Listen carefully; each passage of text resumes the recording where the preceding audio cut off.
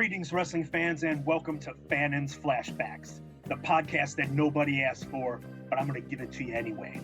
This podcast is going to cover tales from IWA Mid-South during my 12 years with the company, and it will be a part of the BNMVS Podcast Network.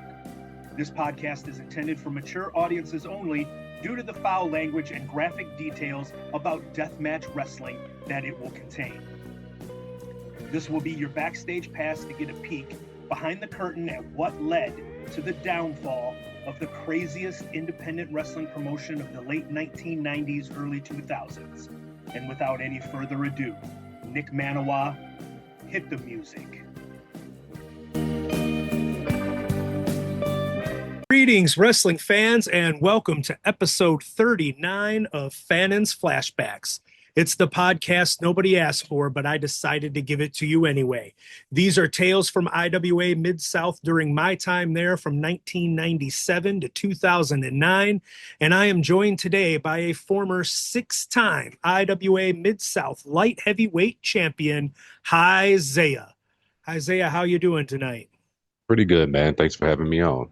Oh, well, thank you for joining me. You're a movie star, TV star, filming and, taking time out of your schedule to meet with us tonight and tell your story. So I greatly appreciate it. The old school fans that have been listening to the podcast, they appreciate it. They love hearing about all the guys that can go back and tell Kmart building stories and Charlestown stories and Clarksville stories. They like the old stuff on here. So you're the perfect guy for that. I appreciate that. Yeah, it's been some good stuff here in some of the other ends of everybody's stories and such. Some of them, I don't know. I was there for some of them. Maybe I had a different point of view, but yeah, it's been dope to kind of run that back, and kind of get a glance at somebody else's POV. Right. I wish I was a star, though. I appreciate that embellishment. I'm a star, but yeah, we tried, don't we?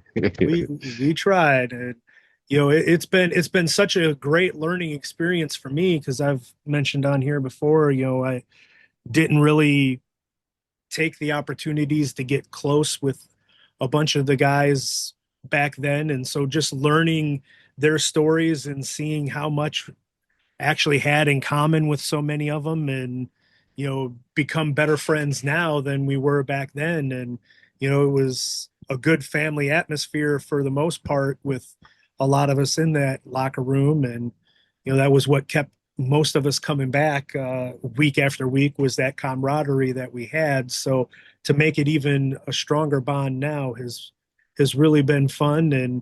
And some people had some interesting stories. And, I still can't quite get over your mentor, American Kickboxer, and Tarek just saying that they were just put on the flyer without being booked. And that was how they got their start in IWA.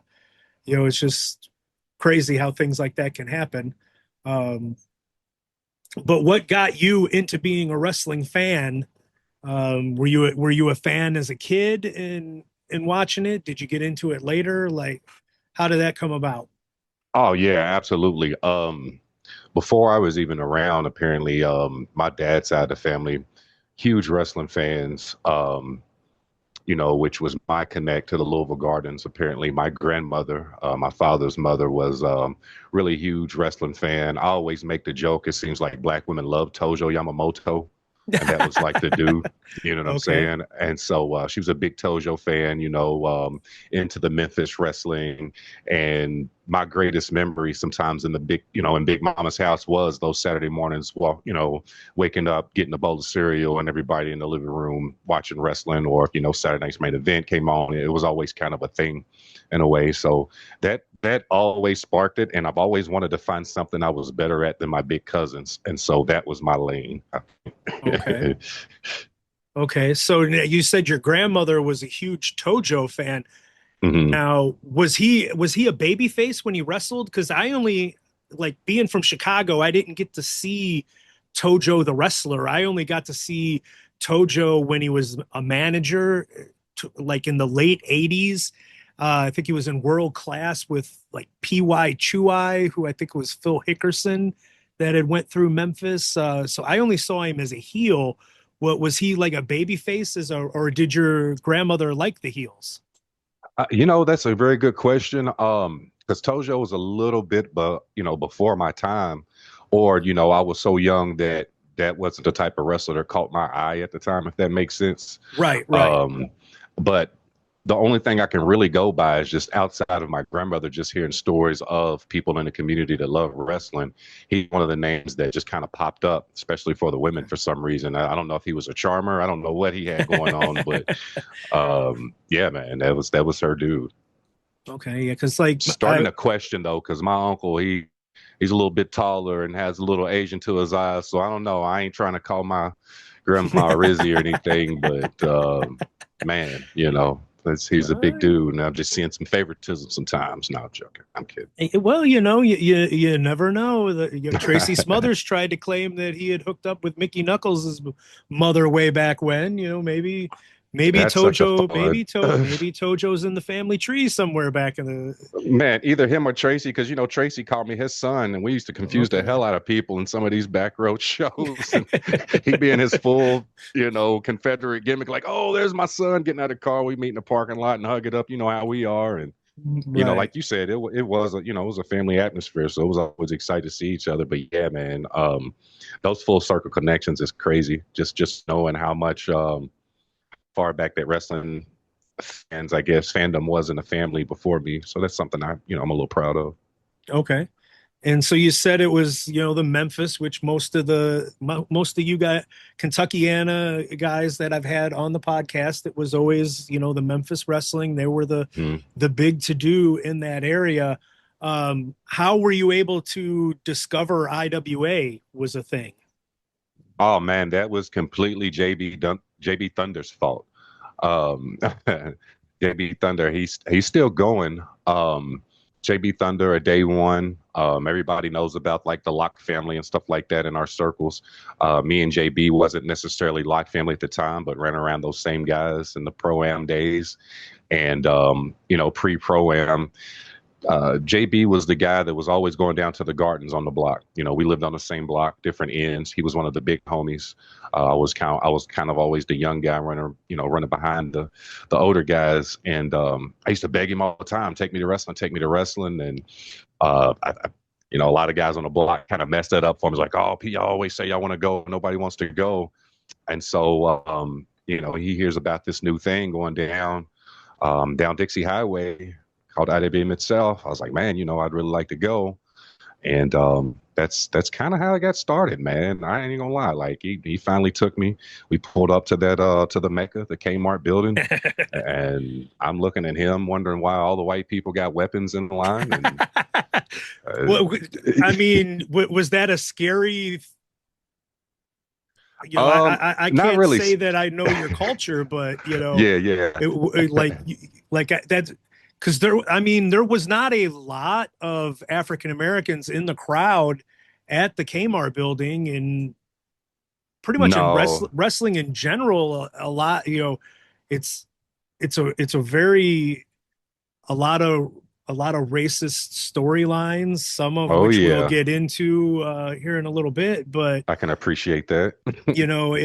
I can just imagine what had to have been going through a young Hy-Zaya's mind. He pulls up to a building and all these white people, everybody's got weapons, and it's like, Yeah, oh, man. Some like stuff I've never were seen were you looking before. were you looking for white sheets and pointy hats, At Valley or Station, always. And that was always the in Valley hell. Station? Okay. Oh yeah. So that was the thing. Back in the day, you pretty much knew kind of that Valley Station area. And I already kind of knew about that because I went to middle school out there. I didn't go to Valley High School, but I went to Frost, which is pretty much past Gene Snyder and all that good stuff. Um, but yeah, man, I mean, it it was just one of those things, man. I think, do you remember a fan by the name of Kansas Jayhawk Uh, by Name does not chance? ring a bell, Okay. but it's Well, been so I don't know if that long. was his name, but that's what everybody called him. But that's who I had seen that guy for years. He's a longtime wrestling fan, and I actually met him in line that my very first time going out there. And so I'd ask him, I was like, hey man, why? why does everybody have stuff? And he's like, oh, the wrestlers will take him from you and you'll use them. He was like, here, and he hands me this cabinet door for apparently got from Home Depot down the road. And I was excited. I think I ended up having during the main event, it was Vampire Warrior Gangrel versus Ian, Okay. and I ended up handing out the end and busted open. And of course, everybody used to scatter and grab stuff after the show to get it signed or take it home. And Right. I don't know, I was just hooked with the energy, man. Everybody's, you hear the ECW, ECW, but for us, it was IWA, IWA. That was a different energy, Right. and it was kind of a derivative, in my eyes. But yeah, man. Right. So, like, what time frame was this? Because I know I started going, January of '97 was my first show at the Kmart building, and I think you might have already have been going there. I think you were in the crew that, was almost. Were you almost there from the beginning at the Kmart building? Yeah, kind of. I think there was a couple that I've heard from the stories that I didn't make, but the Kmart building itself was my introduction. I want to say I'm for sure it was 96 because I was 15 at the time. And so yeah, and those were pretty hard to do all the way out there because the TARC didn't run all the way out to the part of Valley Station, and it was always a school night for me. And my mom hated that I was always going out Valley Station and going to Right. this wrestling, and yeah, coming back with. Well, was she like if Valley State like I was a Lexington guy, so I didn't know anything really about the area, and you had mentioned that was known as like a very high racial tension area in Mhm. the Valley Station. Like was she like scared because of like she just didn't like it because it was a school night, or was she scared because of the area? No, it was mainly because it was a school night and she knew how I Okay. was trying to hang out with the older guys. As far as anything racial, I didn't think she ever cared about that. Not that she didn't care, but my mom knew I was always kind of weird, adventurous, had different, I'm an army brat, so I had some diverse friends growing up anyway when we used to bounce around. And she knew wrestling was the thing and wasn't going to stop me. The only Okay. bonus was I wasn't a kid that always got in trouble or anything. I would hang with the kids that got in trouble, but that was because they were my ninja mask for the trouble we were doing. But yeah, no, so that was just kind of the bonus. As long as I kept my grades, as long as I was doing Okay. okay, yeah, I can go out there. As long as I was with JB, JB was a decent guy on the block, so that was another bonus. It's Okay. kind of his responsibility to look out for me too. a lot of Okay. a lot of him, and I always say him, and a lot of the IWA originals contributed to the delinquency of my minorhood, which I'm proud of. Yeah, yeah, I can picture that. So you said that you're going with JB Thunder. Hmm. When did you like start getting hooked up with the Lock family guys then?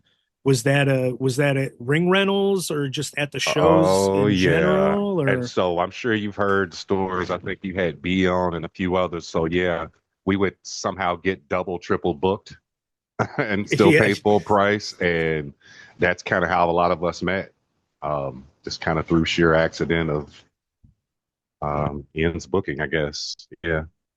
okay, yeah, because I know Brent said that like he wasn't part of the Lock family and he didn't even really like those guys when Mm. that happened. Were you like in Brent's crew or was it a third crew?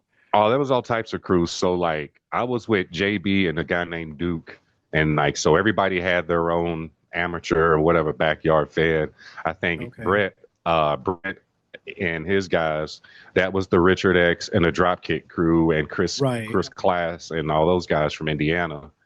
And then you had Brian Big B, Future, um, oh gosh, so many of us at that time.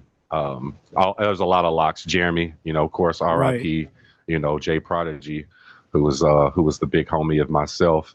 And was Um, Daniel Quinn part of that or he lived in Indiana. I don't know if he was. I think he might have been Indiana crew, as a matter of okay. fact, because he knew Richard and Okay. them. Everybody kind of knew everybody, but me, JB, and Duke until we kind of got integrated.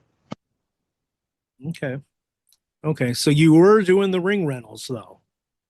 Yeah, that's actually Okay. how I met. So my first ring rental is my first experience, you know, um, I guess you like you say, getting in a real ring, seeing what that felt like, um, and face to face with the boss man at the time.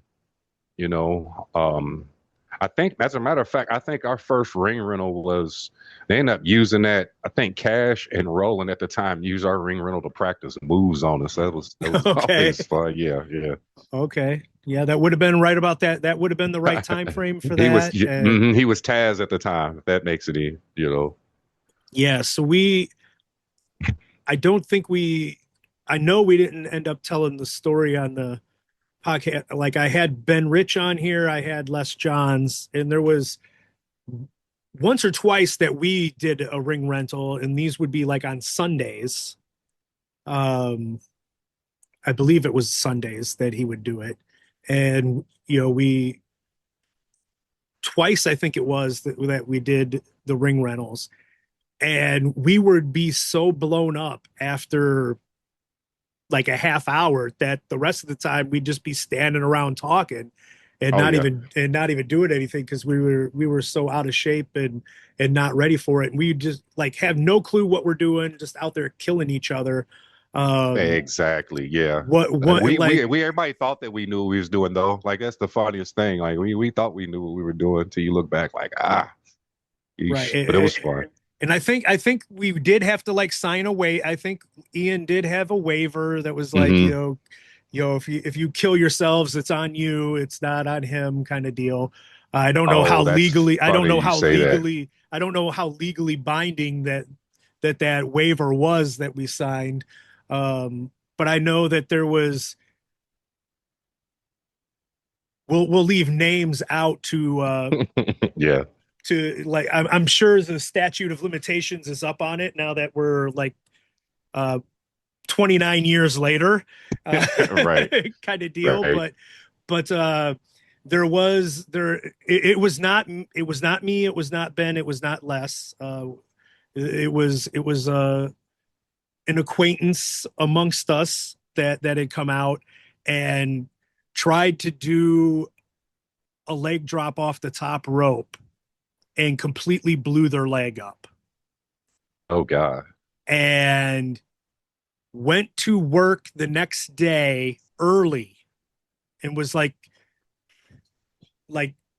a job site construction adjacent kind of work that was being done.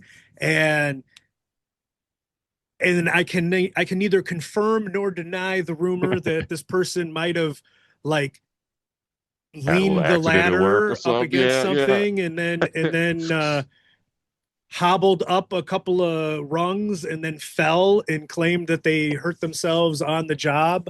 Uh, and it ended up being a torn ACL uh, that they had. So, I think a few of um, us picked up the Jedi mind tricks of the wrestling business once we were right, enthralled. Yeah, like yeah, it, yeah. yeah, it was in the air.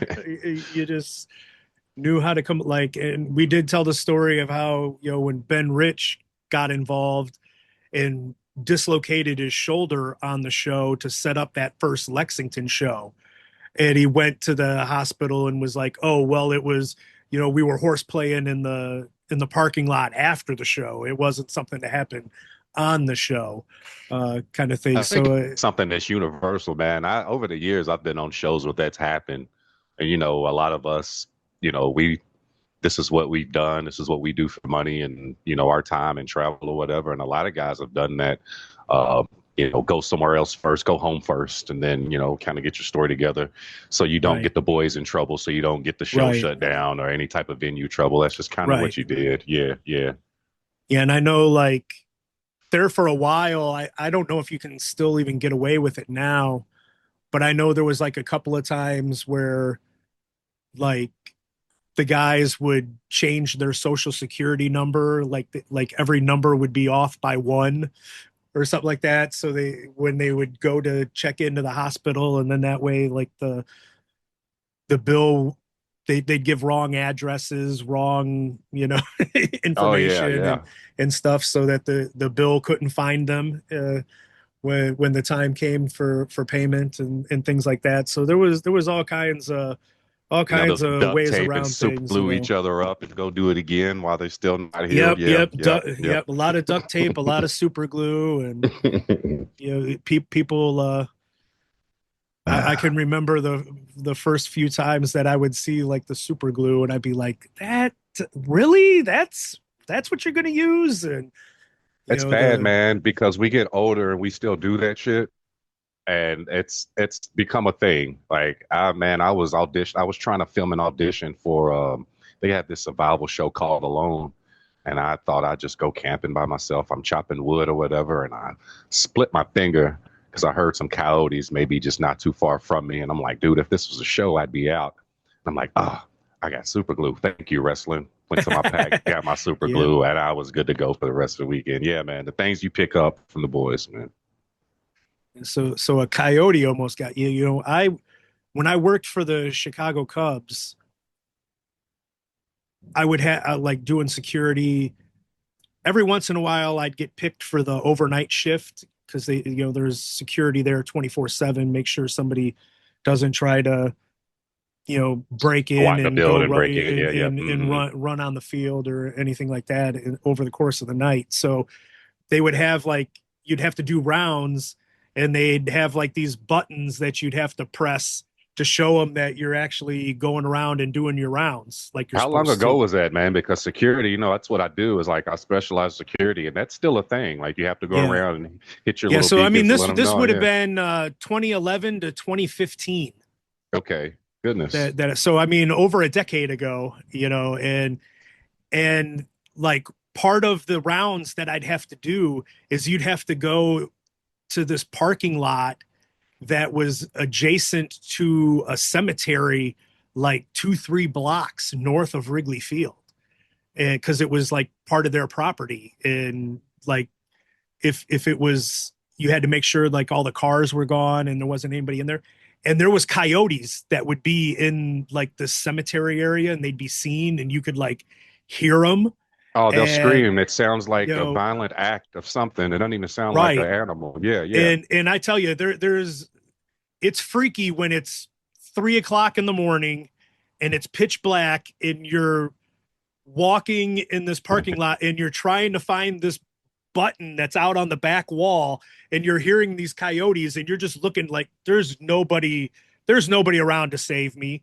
And you Mm-mm. just be like, man, I don't know if I want to be out here. And Do I know a church song? Do I know right, something yeah, that it's make like me what feel what comfortable? what, what Like, am I going yeah. to do to get this? So I could just picture, you're out camping and there's nobody around and you're hearing the People think coyote I'm and nuts for that anyway, though, bro. I mean, that's just, and I'm grateful for my father, who like we've become really good friends over the years, man. And he always backs me up, like, oh, Isaiah's been going to the woods since he was 6 or 7 years old. So I'm like, thank you, I thank you for saying that, Pop. Will you let the rest of the family know that I'm not trying to be white? That's just what we do, bro. nice, nice.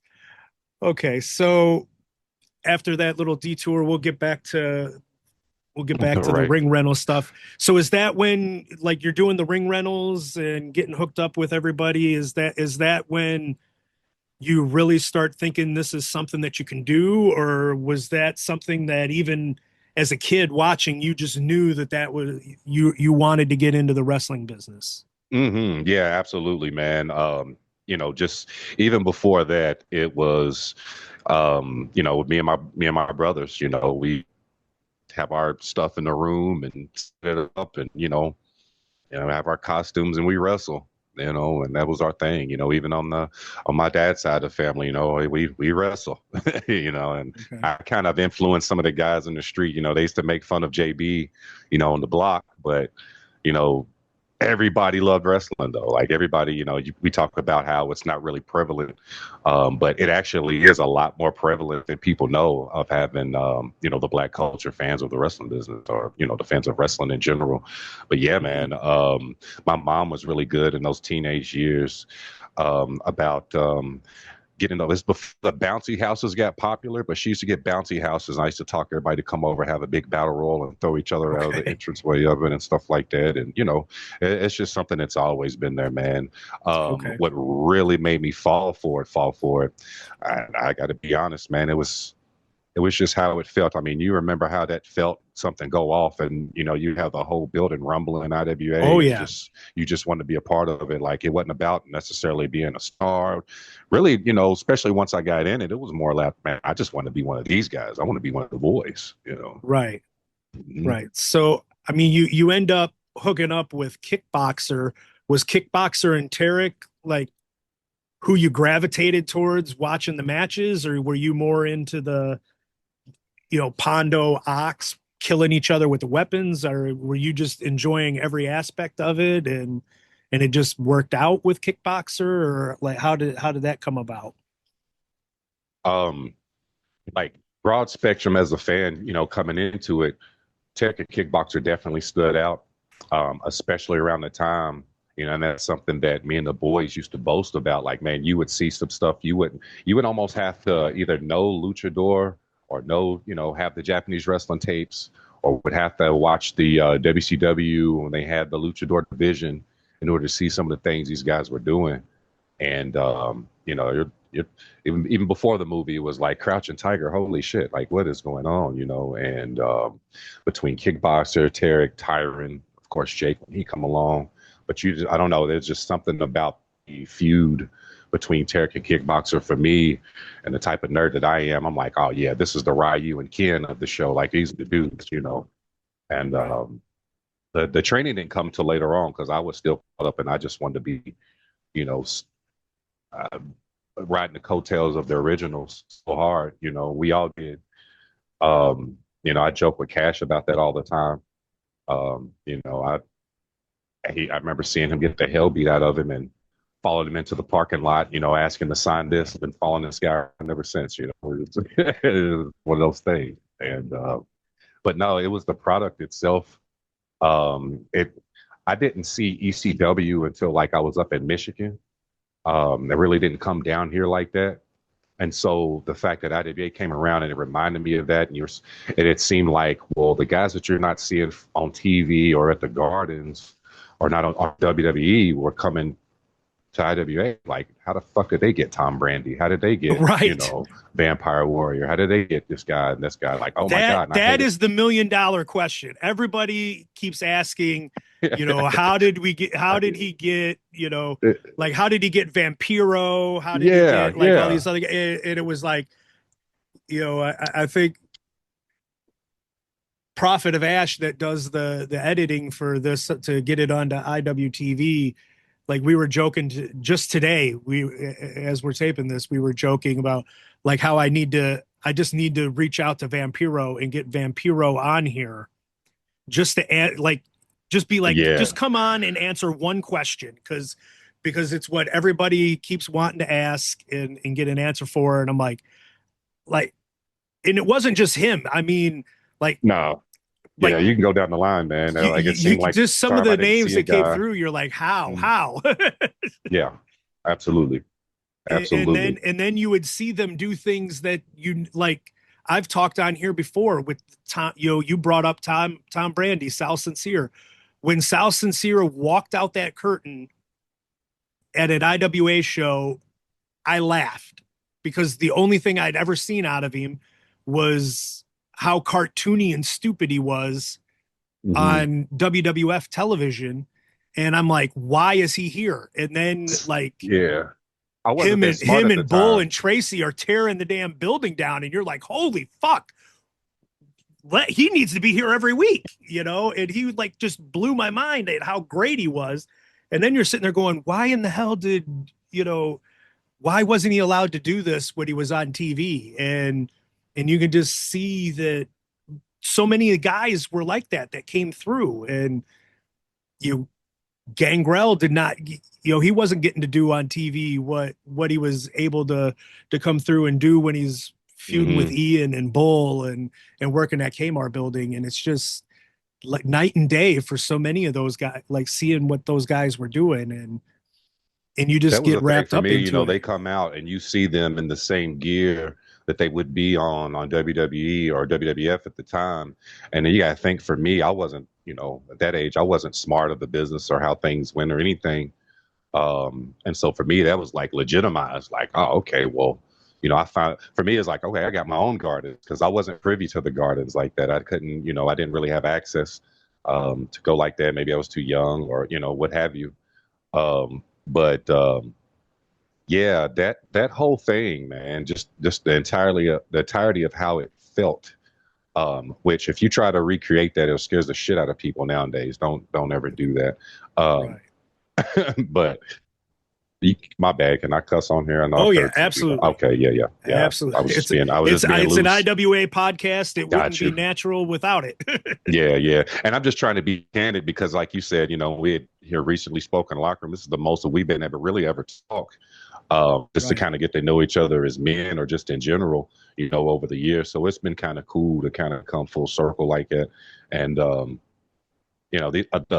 line of questioning that you have, it reminds me like in a way like damn like who at certain things won't exist if certain people wasn't around. I guess I have these conversations a lot. What wouldn't happen if certain people wasn't around and didn't exist? And so it blows your mind, how connected we are within this trauma bond of IWA itself. Right. Right. Yeah, and you brought up we just saw each other at Pawcade. And I think the last time that I'd seen you before that might have been Mickey Knuckles' wedding. Yes. Wow. You Yeah, it know, was. Hmm. yeah. So I mean, it's crazy how much can change and how much time can pass, and then but that bond is always there. And as soon as we and I had reached out to you before the Pawcade show to try to get you on here Oh yeah, yep, yep. I've been and so stuff. busy, man. So I'm glad we're finally able to do it. I've been trying to just keep up with all the successful friends and stuff that I see, honestly. Um, and it's motivating and it's dope. And so I'm out here just trying to make my failures look awesome. It's I'm not flying, I'm falling with style, Buzz Lightyear, okay, So yeah, yeah, yeah. yeah. And well, you're doing a damn fine job of it, and so we'll go ahead and jump into you said it timeline wise it doesn't quite match up, but we'll jump ahead to where you are actually doing the training and getting ready to start. So like how did it come about that you begin the training and then how long So did it take for you to actually get ready to have your first match? so there was some things that was happening at the time. Um, there's some intimidation because you got to think, even though we were pro amateurs or backyarders, we would still take some of that, money that we pulled together and we would do seminars within. Right, And so right, we were learning while we were doing the whole backyard thing and whatnot. I know there was some, after the news thing and the commission and everything, and there were some humps or whatnot. And I didn't think I was going to be able to be a wrestler because IWA had shut down. And I just remember BBW, popping up and coming around. And so, you know, everybody was kind of popping back and, back and forth between that before it ended up being a temporary home for the IWA, crowd and folks. right. Shout out Joe Bailey and the Bailey family, Mama Bailey, JC. I noticed a lot of us do a lot of RIPs when we talk on these things too. It's crazy to think of how many people we know together that we've all lost, but Right. And just to the kind of, like it's such young ages, hmm, because yeah, man. Hmm. it's crazy how many wrestling's lost over time, and and it always is at such an early age, because it's hard to believe like Candido was like 32, and you think about the amount of stuff that he did and all the places he worked and the different runs he had, but then he was only like 32, 33 when he passed. And it's like, how? And same like Eddie Gilbert, Hmm. like it's like how are these guys so young when they lived like 8 lifetimes just in a decade of being in wrestling, and yet they're still so young when they end up passing. And I didn't realize that some of those I don't realize until I go back. I like to archive, and us boys like to sit up at night and watch. I'm still one of those guys that sit up and watch film and stuff sometimes, and seeing his story and seeing a lot of the guys' stories, and I guess at the time we're so young, and then coming into my maturity and manhood, and you look back like, damn, these guys are really young when this went down in a way, Right. especially considering that I'm older than them now, Right. and so it's just like, what the hell, bro? Like Right. And this rides you hard and fast if you let it, you know. it does. It does. And it's like it's really hitting me this year because I've now like I passed my mom a long time ago. My mom only made it to like 38, but my dad only made it to 49, and I'm now older than my dad was when he passed. And it's like you just sit there and go like, where did the time go? Yeah, it messes And with your and head a and little how bit, did and how man. did I Yeah. get this old? How did I get this old? Mm. You know? Ill And because I'm one of the last. So when I see their children and they're all big and just like, oh man, like I feel like it makes you feel like a man at a time sometimes, man. I yeah, it's not. But now to answer your question, as far as the training was concerned, so that I'm glad you brought that up, so we can segue into one of those stories that I've heard y'all talk about on the podcast, and that was that infamous atomic dog fight that night. Um, I wasn't technically trained, but and I didn't technically train with anybody up until I was about 18. It was just mainly seminars with Ian and us doing pro amateur shows and thinking that we were the shit because we can hang around the boys. And it got to a point, um, I'd made a few mistakes. Um, I guess I didn't know they were mistakes at the time. You just got to get taught as you go along. But my very first wrestling match, before I was technically trained, was RIP to them both, Jay Prodigy and what was the BBW show? Can't even think of the town. I want to say Eminence, Kentucky, or something like that. mm, I just remember what the place looks like, and I remember being there twice, my first match, and then having to wrestle the quote unquote Midnight Rider as punishment for something I did. Um, but Jeremy asked me if I wanted to work. I was like, I don't have a license. Like, man, shut the fuck up. You want to wrestle or not? I'm like, well, yeah, and that's kind of how that started. Fast forward to that night, um, and that was at a National Guard Armory. Yes. yes, Okay. And so I kind of felt what was going on at the time. And so Atomic Dogs was trying to train me. He was trying to take me under his wing, wanted to oh, okay, introduce me to yeah, wanted to introduce me to Brick House. Um and I was leaning that way for a little while. I mean, dude was a little he was a little intense for me at the time. Definitely somebody my mom wouldn't want me hanging around, but we're hanging around the wolves anyway, of the business. But I remember leaning more his, he's kind of giving me talks and kind of giving me, pointers here and there. And I could just remember this. It did kind of feel like a takeover, and he was being very vocal about it. But I remember him being mad at Jeremy, and me thinking to myself, I guess the loyalties within our crew. I was just like, well, I'm not gonna beat this big nigga up, but well, you gonna stick together if he tries something, and then it just happens so fast. Um, Now I will say this, and I got to make some corrections. Um, I don't know. I, so I was looking at Agnell as this happened, and he was fussing it in. And as he started to attack in, I'll give you points on this because no punches got landed on Atomic Dog, but I can say and vouch for you that you did take all the punches for Ian until Corporal showed up. Corporal being more or less the enforcer of the locker room, I guess the right. bull there. And but I will say that I seen that, and just that, I don't know. That wasn't the first time that I seen Atomic Dog try to knock somebody out in the locker room, because dude was kind of out of control. And I don't really know too much about him personally, and I don't know if he's even still around. I'm not trying to talk bad about him. I'm talking about it from a 15, 16-year-old Right. lens at the time, I guess. I'm sorry, I guess 17-year-old lens at the time. And I can just remember after that goes down, I remember Corporal getting the hell bit out of him. He had like a zombie bite on his arm.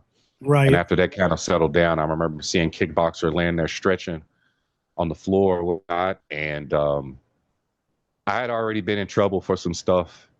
That's how I ended up having to wrestle Midnight Rider, which was basically Ian under a mask because Ian couldn't wrestle it in Kentucky.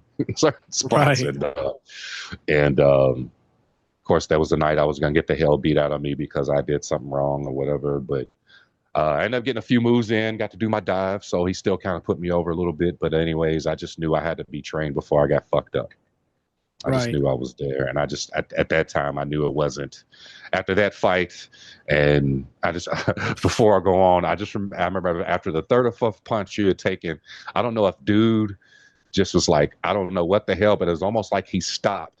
And I remember you pointing at him saying something like, listen, I know I can't whoop your ass, but I'm not going to back down. And this is my best friend in the world. And as he goes again, and that's when Corporal stepped up and Right. blase. But you definitely took all the shots for everybody that night that I can remember. But anyways, going back to training, yes, that's the night that I asked Kickboxer if he can train me. And that's what started our adventures, Okay. which are still So it going, was, really. You know, yeah. yeah. So it was. I didn't even realize it was that same day. I know Tracy always told me that Atomic Dog ended up getting murdered in Chicago. That somebody shot him and killed him. Um, Goodness. and I've never like seen him on results or anything. I know there's like another Atomic Dog that. Yeah, I looked that dude up. That definitely wasn't Yeah, him. it definitely was. It definitely wasn't the same guy. So, Mm-mm. I'm guessing that Tracy might have been telling the truth with that. Well, bro was gangster though. Like, and I don't know if anybody knows it back in the day, but bro had a couple of teardrops on his face in the day. So Yeah, he was with the shits. yeah, and when I've heard like after we told that story the first time on the podcast, I had some people reach out to me and tell me that he was some of the wrestlers dealer, and that's how he ended up getting into being in Yeah, wrestling and stuff. And so I mean he was definitely into some stuff and into the lifestyle that would lead to the potential for being gunned down and violence. So very I'm not, unfortunate. I'm not gonna question but that's what Tracy would always tell me. um Almost as many times as he would say that I was the toughest damn ring announcer in the business, he'd tell me that, oh man, that dog got shot, right? I was like, well, Man, look, but you've you told know, me that every time. So if not for that lifestyle, I can tell you straight up, if not for that lifestyle, he would almost in that day, a dog reminded me almost like a D'Lo Brown, if you would. yeah, he was You know, built I mean, he was almost built exactly like D'Lo. Yeah, but he was very, he was just kind of like D'Lo was, very athletic, agile, all that good stuff. And it's too bad that life, that's just the life, Plus, uh, I loosely, were introduced to Brick House through him, so I know Memphis. That was the areas that some of that stuff went down. yeah. So that is a part of the culture. Unfortunately, that does happen to some of us. But for me, wrestling was the escape from that life as a teenager, though. So thank goodness I had a decent perspective. Plus, shouts to the original IWA boys because, even though we were pretty much kids to y'all, the original boys took care of us. I would say Cash and Harry, Mark especially, outside of Kickboxer taking me completely under his wing, like that. Um, big shouts to, like I say, Harry Palmer and, Chris Hatler and Cash Flow, even Rico, and shit, man, I can't forget about our boy Russ, Blaze, those are Blaze, the yeah, that's guys. another one Dude, that left too long, way too yeah, soon. man. And Blaze was down, man. He was so down for me. I missed that guy. I missed how that felt in those times again. all the guys I named, we're going to be doing some name dropping. It's not to put me over, to really give them their roses, but these were the cats that I was getting trouble staying all night, trying to be grown on school nights, falling around to the after parties and to corporate and Jake's trailer or something all the way. Yeah, bro. And so, what was it like training with Kickboxer? Mm. If I could go get a little bit nerd with it, it was I did. I felt like Daniel's son a little bit, Okay. because it was an adventure, because it wasn't like we had a facility to train. He would basically first he had to see if I had heart, and so he would tell me to meet him certain places to see if I would show up.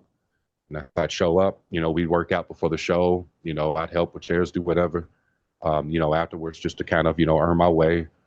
I believe Linda Walker was the first facility that let us train when she was down on Okay. 7th Street. Shouts to her. And I don't know. I'm kind of strange to a lot of people, so when I say things, I don't know if people are passed or not. I kind of keep to myself. But it was an adventure, man. He took me to his dojo where he actually was trained in martial arts in Richmond, and let me meet his sensei. Uh, and basically taught me how to bump on one of those wooden rice paper floors, man. It Ooh, was rough. okay. Wow. But he would just take me on the road with you. And that was pretty much the real time training. He would always say, I can guide you through the door, but you have to turn the knob and go through it. And so as long as I continued to show the heart to meet him at the door and go through it, he kept training. He never charged me a dime.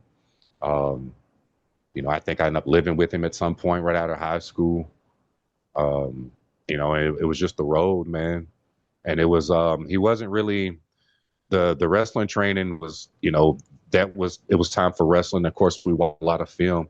A lot of it was mental, but I love the fact that Kickboxer made it a very prevalent thing to not to remind me, but to let me know, let me know who I was in this business. To let me know, like, hey, you're a black man in this business, and I know I'm trying to raise a black man in this business, but let's not forget, you're not going to be one of these shuck and jive and dancing gimmicky dudes. You're going to be respected, and I knew, but and the venture part was him vetting me with certain people, and so it would be something like I'd be at GMA's and he send Bull, and Bull take me on the road, and I'm sure they talk, well, how the kid do, or Right. and it was just a vetting process, if you will, of am I one of the boys? Am I able to be one of the boys? Does he have heart? Does he have thick skin?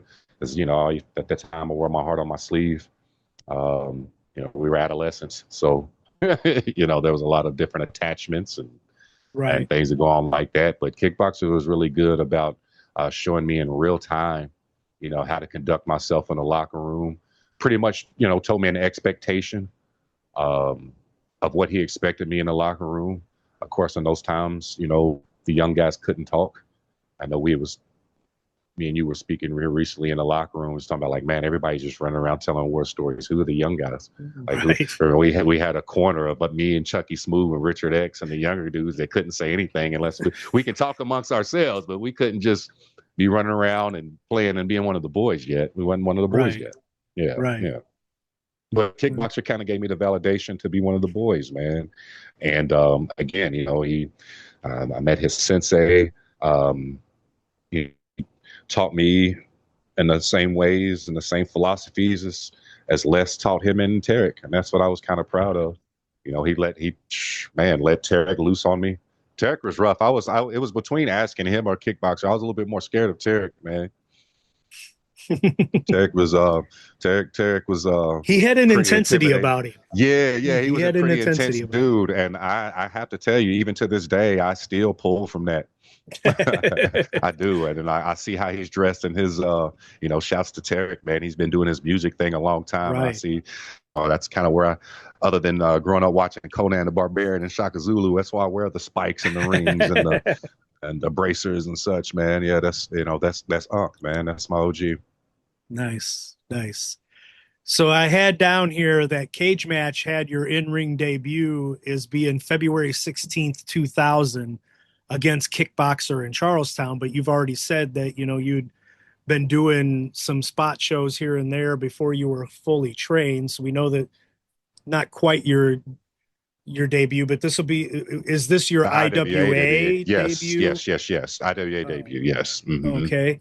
And do you have any memories of that specific match? And like, since it was IWA, did you have nerves because it was like what you got Man, got introduced to going to the Kmart building and stuff and being in there with Kickboxer? Like, did you have butterflies I thinking that did you because I had was. that Kickboxer Mhm. Tarek kind of thing to live up to?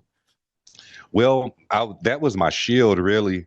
I was told before I was at IWA that I would never work for IWA ever, because of a mistake that I'd made while working at BBW at the time. And you know, I had I was kind of had an attitude, I guess, that Ian didn't like. I was kind of fiery, and maybe because we were hanging around the boys and living the life or whatever. Some of us had to be broken, if you will, uh, from the ego. And it wasn't that I had an ego or anything. We were young and athletic, and I knew I could fly. Like Right, I couldn't put together a match probably to save my life, but I knew I could hit a spot, right. looking back. But no, so going into it, I actually had to go in the office with Kickboxer to have a meeting with Ian there at the Charlestown building. And that's when he pretty much told me the only reason why you're here is because of him. You fuck up one time, you complain one time, you do anything I don't like, you're the fuck up out of here. And you're basically going to be our Mikey Ripwreck. Sorry. You're going to earn your way by getting your ass whooped. Um, and that technically didn't happen. Um, Yeah. Kickboxer explained to him, after Kickboxer vouched for me and I was in, I was in the locker room. Um, I think basically what happened is Ian kept a close eye on me. Of course, he had known me since I was, pretty much 15 at the time. I'm 18, 19 now at this time, and I guess my etiquette had really changed. He could see the change in me, and so it really didn't go down like he said it would. That first night at IWA, I don't know that I can remember anything, man. That's pretty much the only thing I can remember. I thought I know I was only in 2 or 3 weeks before winning my first match, and that was a heart drop moment.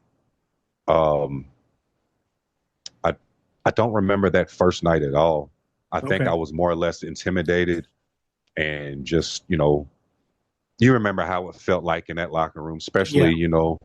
um, not that it was violent in the locker room or anything, but you had to uphold yourself a certain way. That time that the boys at IWA's reputation preceded itself and it upheld itself in a certain way, especially when it came down to the big bad bull pains of the world and things of that Right. nature. And so you had to Right. watch how you act, you had to watch how you behaved or whatnot. Um, thank God for guys like Tracy who would just open up to the young guys, which would give you permission to be heard in the locker room speaking, and stuff like Right. that. Um, the second week I remember specifically because I literally won the title but lost it that same night. Um, but I was still Yeah. good with it. Yeah, I was still so good with it. Yeah. Kickboxer basically gave me everything. 'Cause I remember his sciatica. He has really bad sciatica from doing all the Terra Kickboxer matches and their Jackie Chan spots and stuff. So he's he was he put his body on the line to get me over, and he did. And I understood that they had to take it right back off of me that night. It was just the fact that I was even considered. I know I pissed off a guy named Mike Sensation. He didn't want to work with me at Yes. all. hmm Yeah, he didn't Yeah. want to work with Yeah. me at all, and I So, never seen him again after that match in my life. so yeah, we're this is Extreme Heaven 2000. So March 4th, 2000. It's like, you debut on February 16th, and then, so just a couple weeks later, you win the light heavyweight title for the first time, beating Mike Sensation. Um, and then Kickboxer beats you like immediately after that, and it's his 10th and final time winning the light heavyweight title. So exactly how was it set up? Like, how did it go from you win, you know, you beat Mike Sensation, but then Kickboxer beats you right away? Like, how did that happen? At the time, what I can remember, what I can retain was, Kickboxer pretty much explained it like, yeah, we're about to, basically like, you did good, kid, don't take it personal. We're about to do this. And it was, looking back at it with what I know now, I think Ian just wanted the title off my sensation. I don't know what was the deal with that was, but the reason why he put it back on Kickboxer is to give it some legitimacy. And, but I think that was something Kickboxer had to work out. Kickboxer had, because if at the time I can just remember that Kickboxer wanted to, like we talk about this now, he didn't know if he could train somebody. He didn't know that, if he was able to, create one of the boys. Luckily for me, I was already enthralled in the originals circle, to kind of get a taste of it anyway. But Kickboxer fine-tuned me, and he was really, I think, really the one kind of pulling the strings, to get me over to, to see, that I behave different. My etiquette has changed, and I've grew up a little bit, and I kind of understood more.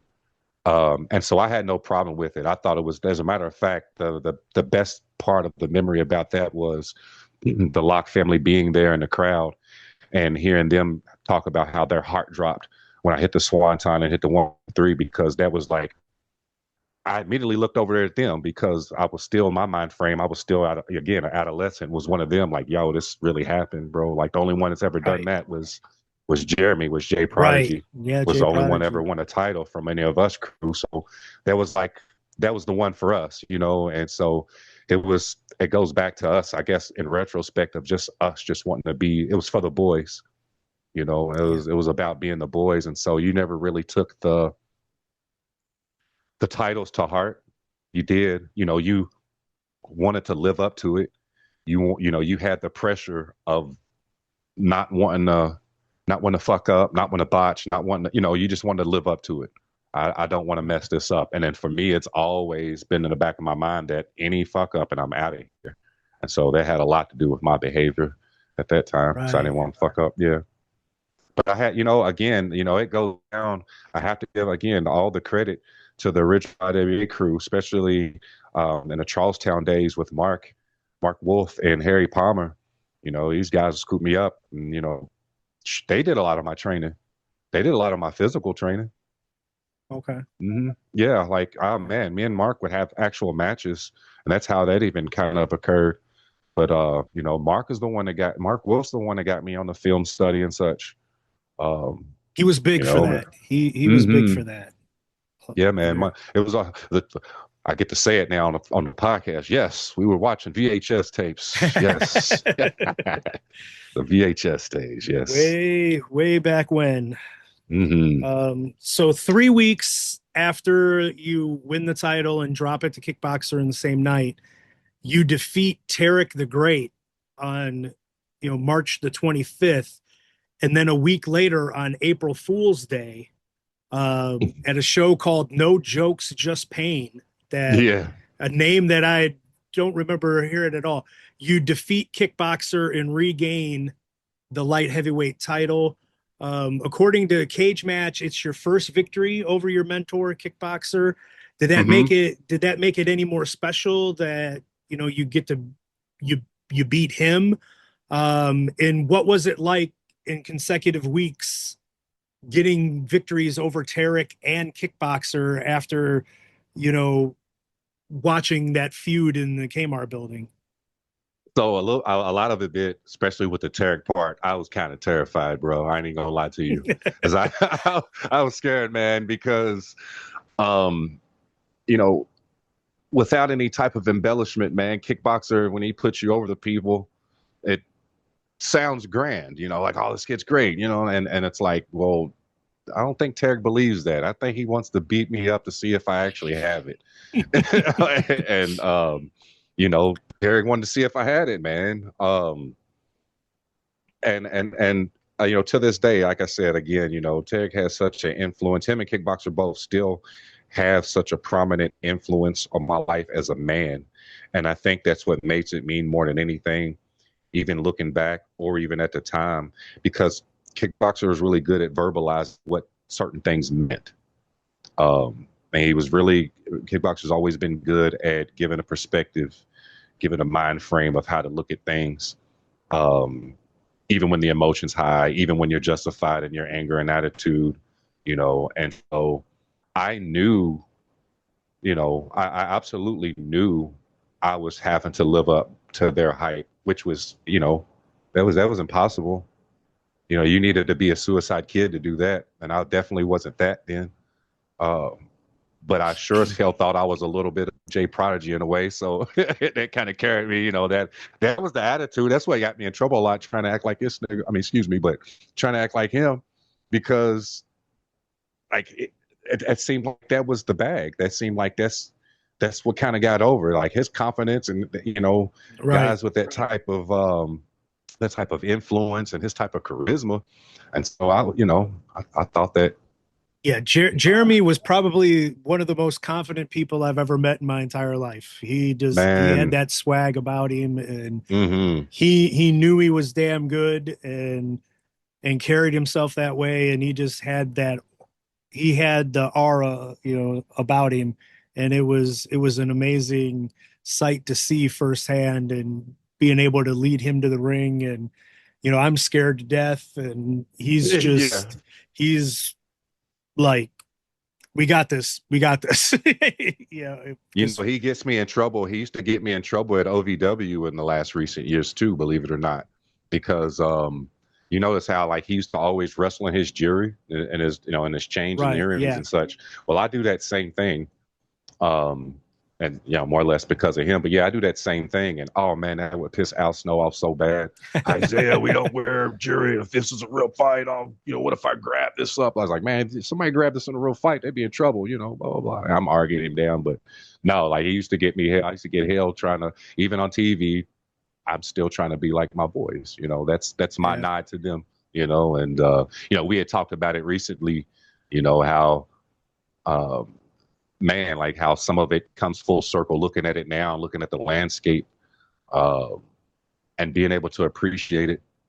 And again, how you were talking about Chris Candido and the ages these things go on, like, you didn't realize how young some of us was, really, how much right. was going by so fast. But yeah, man, to get back to your question, man, and I like bouncing around like this because it's, it with you all. When I say you all, our circle, our family, that's what brings up the memories. I'm not one of the bitter Right. guys. Yeah. Like, you'll start talking about one thing, and then like 20 things will rush into and be Hmm. like, oh, now I remember. I mean, that's part of the reason why these damn podcasts end up going so long is, you think you got about 30 minutes worth of stuff to talk about, and then just the memories that come pouring out once you start reliving some of this stuff and going down memory lane, it just comes Hmm. flooding back. Speaking of which, man, I think a lot can be said about that too, because not a lot of people know, especially in our group. And when I say our group, I'm not just talking about the Locke family. I'm talking about guys like Vic Philpott and Corey and that crew there. And then you had a lot of us literally were born from the crowd of IWA. So many of us came out of the crowd. Hmm. I mean, that was And probably one of IWA's biggest downfalls, is the paying customers became part of the show, and so he, hmm he ended up like all those ticket sales lost. yeah, I don't know if like, Travis Desmond was in the crowd in the last show he was Yeah, on. One of our guys, he had a Vic Philpott shirt, and I thought that was dope. yeah. That even after all the infamy that we had to try to outlive or try to live with, that's a real solid thing. Like, that's not something you can work, manipulate, or pretend like it is. Like, that's just, we see each other and that's what comes up. And a lot can be said about that. A lot of those influences, like, we literally grew up in this business together in those years, grew into men, grew into adults with Yeah. this. And so a lot of learning and unlearning, I guess, if you will. Yeah. And you brought up Vic, Vic Yes. Von Erich, just a, another one that's left us. He was my first fan. He was he was No. the he was the first one cheering for me, and he named himself like the president of my fan club way back when. And he was actually the one that gave me the nickname the Esteemed, because he thought I was classy. Now, see, I do remember something like that. I always thought that, and it's so funny. On our end of the crowd, I always thought Brent Blades was your dude, man. Like that was, I always thought, and Brent Blades. Oh my gosh, like, see, here we go, popping up these names, Yeah. and then it's like, let me just say this too. Any of the names that I'm bringing up, even if I bring up Ian, I'm going to be very candid. I don't mind if the conversation gets uncomfortable, but at the same time, this is not me behind the screen trying to talk shit about nobody. These are just, everybody I'm listed had an influence on my life and made Hy-Zaya, if that makes Right. sense. Right. Nobody does this shit alone. But Brent Blades, man, what a smart dude. He was the guy in the group once everything combined, because going back to those days of renting out the ring, I would have to bring up guys like Rick Brady and that group of guys that used to come, Yeah. I have, and Junior and them. And so all of us became a conglomerate once it was just like, well, why don't we just mix all of our shows together and do one big pro-am? And we started to draw crowds. and, Right. uh, Right. you Yeah. You know, guys did. yeah, and so I think B. I think Big B told the story a little bit, but that's literally how we all became, one kind of solid crew like it, man. And then like you said, fast forward, to where we are now, and thinking about the guys that we've lived, loved, and lost, and all that good stuff. It really does it makes you sit back, like, man, like even if there was certain beefs or whatever, I still want to see that dude, or I still want to, Right. like I'm not, I don't know how it is for anybody else. For me, I feel like I'm a little bit estranged to the boys, um, especially after a little bit of cancellation a few years back. But it makes you, I'm sure you went through the same thing. We were joking about how if anybody posted wrestling, like you'll delete them or block them or something like that, Right. And so Yeah. like, you wasn't wrong by that, but at the same time, like I said, I was so young. There were certain traumas that I literally blocked out and didn't even know happened like that till I watched it on film, And so I think again, how I told you, this is the only time that I feel comfortable in trauma bonding with people. You know what I'm Right. saying? Like, yeah. Yeah. So we've all kind of made each other this way, and Yeah. And yeah. we've all been down the same road and share a lot of the same memories, good and I, bad. And I thought I had heat with you. I have to be candid enough to say that, as now that we're at that part. I didn't know, because again, we've never really talked. right. And again, as young as I was and how everything went, I always kind of seen you as an end dude. And so and I understood that. I just didn't want to fly that close to the sun. Um I learned that I learned that from IWA, and I learned that from JCW. You don't want to fly too close to the sun. I try to fly under the radar. But Right. I always, but at the same time, the mature person to me now, and getting to see you at the show, like, I don't know why, man. I felt like even maybe it was a part of me that wanted to take a little bit out on you. Um, if I'm being real about it and just being candid, Okay. um, thinking that, well, not knowing, not knowing what you went through, Yeah. not knowing what was at stake, hearing about things later on. And that's kind of why I said what I said to you at Paulcade. Like, hey man, uh, don't you dare blame yourself. And that's why I said that, because you were one of the ones that I thought that was one of the inner circle, and you know, you was the friend of me. You know what Right. I'm saying? Like you Well, was, bro. and I mean, in your defense on that, like, I purposely tried to position myself in almost that kind of a role with Mm-hmm. everybody, and was like, and I've explained it on here, on previous podcasts. Like, the way that I was like, I need to, I need to be separate from everybody. I need to like not mingle. I need to I need to be the bad cop because like for everything that people can say about Ian, like he wanted everybody to love him and he would I mean That's my only real beef. people would get like 85 chances with him and so I would be the one that would like be like try to be the hardliner and be like no this guy is not good enough he can't do it and you know the amount of times I'd sit there and be like no the matches are bad with this guy you know there was so many people that he would just tell it like all you had to do was ask to be on the show and he'd be like oh well you know I can remember when you know Axel would be bringing me around and I couldn't get onto shows Uncle Axel, man. See, and I it got would hurt nothing but me and love for Uncle you Axel, know man. and I'm glad you brought his name up. yeah Axel had no business for real being nice to me. Like one of those names. You ever have those names where like you have to introduce yourself like 5, 7 times and then they know who oh you yeah are type shit. And Axel was never one of those dudes. Um, I don't know if you were there that far back. I'm sure you have, but like even Pops, yeah like people like so we want to go back to the any of the scrolls in the timeline. Like I man, Ian's dad used to roll with me and Richard. Richard drove. Like I was always the youngest everywhere, but remember Richard had a car. And he would roll out with me and Richard, man. Like I remember Pops, bro. Now Pops, I love him to death.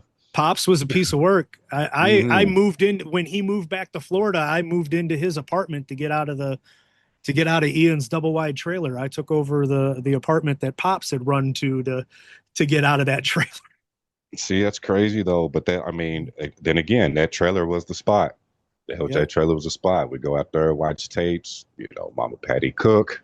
You know what I'm yep. saying? Only person I know throws a little. I ain't even gonna give her recipe up like that. I ain't even gonna do that. But that's just know, Mama Patty, if you listen to this, I know your green bean recipe, baby. But but yeah, that was the spot. I remember he used to let Hero and them go over there and do the tapes, record their tapes and shit like that. But those Yep. were things that I didn't have access, was privy to those. That's why I always thought that I was just different, not just in sides or cliques and not like that. The boys was the boys, but I was just like, man, fuck y'all stooges is how I felt about it. And that's and again, not to I'm not trying to disrespect you on your platform, but I want us to be Yeah. able to say shit because Right. we here now and you're in the business again, which I know that's probably crazy to you even Oh, now, and having having these interactions again and seeing faces. It's yeah, trick. something I Hold up, never thought it's would happen. Trick Davis a vampire? Um, he's something. I mean, He him and looked the Paul same, Rudd. I mean, yo. he looks exactly the I same. did. I told him. I told. I can't remember who I said it. I think I told. Oh man, I think I told Omega that I was like, yeah, that motherfucker's the Ant Man of pro wrestling, bro. He don't age.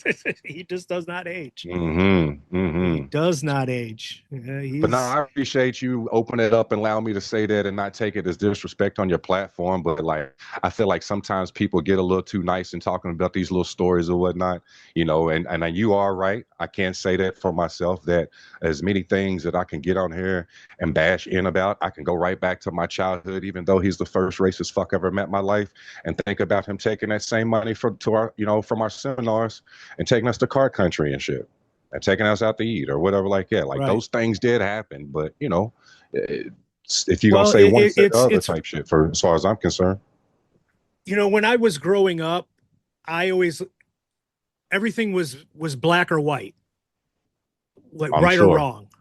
Okay, I got you. Like not race, but like it was everything was either all right or all wrong. You know, I didn't believe in like shades of gray and stuff. But then once I got into the wrestling business and started meeting people from different walks of life that I wasn't used It to, gets on you, don't it? It gets on you, don't it? Yeah. it's you learn right away. Hmm. Not I'm not going to say nobody because I think there's some folks that are the exception to the rule, but generally speaking, nobody is 100% asshole. nobody is 100% angel, you know. Agreed. Everybody's got a little bit of something, and and that was the thing that would like just be so aggravating with Ian to deal with, is because you would know that you had seen a human side and a decent side and a kind side to him, but then you'd be like, where did that go? Why am I That not was dealing with this version, you know? that was John. That was John. That was the guy to take care of everybody. This is when he Right. turns, and it really is. It's a switch. And the only reason why I say this, whether recorded or not, is because, and I talk to a lot of the boys, and we say this candidly, we all got him in us. Hell, I turned him to him the night that I had cancer with Cole Radrick. That's what happened. And so, you know, and then even though there were like promotional wars around that time, we still tell young guys like, yeah, man, you need to you yeah, you've heard the stories or whatever, but you still need to go and work there though. You need that experience. Yep, You need you have you to go get need it on you you. need to you need to go, and you know, because Yep. you're if you come out the other side, you'll be better hmm for it, And none you of us know. are ashamed of IWM itself at all. I'm not. I've never been. Yeah. You know, if people can take it however they want to. Ninja, I don't got Stockholm syndrome. I straight up told him, you try to come back to the business and make kids fall in love with you in this business again, I'm gonna knock your ass out again. However, uh, where I am in life and as men or whatever, there's no hatred. It's just that you have to think about it either like the Jedi school or like the mob or whatever. That ain't the only boss. Ian ain't the only end in the business. Right. And a lot of what how we became from influence, just like he had to be influenced with somewhere else. Nobody know what it feels like to be fired on pay-per-view and getting a phone broke over your head. You know what I'm Right. saying? And whatever. But I just don't think that I don't think that people should burn forever. I think especially nowadays when you look at society, and I'm speaking as somebody who's had their castle stormed too. How long, unless it's something really cruel like fucking with a child or sexual abuse or anything like that, how long do humans plan on persecuting each other for shit? Like when does the healing part start of it? And I only say that because Yeah. one of my tag team partners is a therapist. I'm becoming a lot smarter, a little bit more mature Okay. ninja. But speaking from we're talking a lot about the real things that connect all of us, that pop up these memories, and a lot of our stories. And so you have to look at it to a point of its influence over you. And a lot of those, especially those of us in my generation that were adolescents, have to we have to outgrow some of that, or a lot of us will become bitter. And I choose not to be that way, but just say it for what it is and appreciate it for what it is. I'm just like Pondo, you know. Thank you, John Williams, for everything. I would not have this family, wouldn't have one of the best moments of my life in wrestling happen because he written. You know what I'm saying, with the title. But, again, we're talking about two different things, and I'm quoting Sabu on that. That's yeah, we're talking about two different people. Yeah. I agree 100%. You're you summed it up very nicely there. Um, And but I we'll apologize for feeling like I don't apologize, but I do as men with you for feeling like you were one of the ones that I wanted to take some strife out on over the years, because it's like the very last thing I told you when I left the locker room. Again, don't you dare blame yourself for what you've taken, what you experienced, or what you put off. This business owes us nothing, and it all took each other to make each other. right. And you know, I'm learning slowly to to just take the good with the bad, and not beat myself up so much over things that had happened that I didn't really have any control over. But Look at it this it's way. hard. It's hard. Look at it this way. It's dope in a way. I was just telling the rejects this. Shout out to John Wayne and Bentley. Some of my best frenemies and rivals and guys that I work with. You know, I was one of the ones that, let them know, hey man, I think y'all would have done good at our generation, you Yeah, know? they would And have fit so in. it's they would have fit They would have in, fit in. and I think you should really take this time, especially being out there, uh, to take it all in. That's and enjoy the ride. Um, and it's fun now because now you're at a point now is like, well, who else can I make? What can I take? Right. Who else can we make? What are Yeah. the young dudes hot right now? I feel like I'm a bigger fan now than I am when I was really, really active doing it. And so I think John Wayne Murdoch's trying to do some acting though. I ain't trying to put him on blast, but if anybody's Well, they just had that hmm what is it? Toy Vomit? Is that the name of the yes. place? You know, And they I'm just gonna had go that. there because of that commercial because I am a toy mark. Yeah. And you know, hey, I that's reached out to him and I was like, "What did I just watch?" And pretty timely that, Reed Bentley woke up from a coma in this, was he foreshadowing Mitch McConnell? oh man, I ain't touching that one though. You didn't want to touch that one. I'm not gonna touch that one. I'll just say, I'm a Well, Booker guy.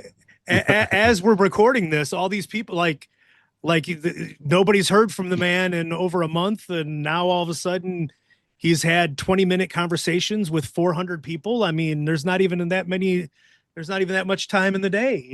You breaking up toy and nerd shit. Now you got me thinking about Palpatine and he's on Exegol and that little deal, man. They got him on the machine. Yeah. Oh, but we got sidetracked there, and A that's lot. fine, a lot. But we'll get back into this time frame here that we left off back to 2000. We're Yes. gonna get into the start of your tag team with Richard X. It looked like you didn't. Wikipedia does not know exactly how long you had the title after you had won it from Kickboxer on April Fool's Day. Um, they just know that for It some was reason you had the title taken away from you, and then Suicide Kid won a 3-man tournament on April the 22nd that didn't look like you were in. Um, and it looked like you didn't do any IWA shows for a little over a month. yeah, I Um, was hurt. you were hurt. Okay. Yeah. And so still to this day, so I remember a kid going through the same thing and I never, I didn't want my grandmother getting pissed and telling me I couldn't come out there no more. So I always covered it up, but I've always had a bad shoulder problem. Okay. Uh, it Yeah. used to rotator cuff was kind of the common thing among some of the boys, and Yeah. yeah, so that was a lot of that, and I don't know, some weird transitions. I always, even still to this day, I think about like, man, if I could have put more time in, shoulda, coulda, woulda.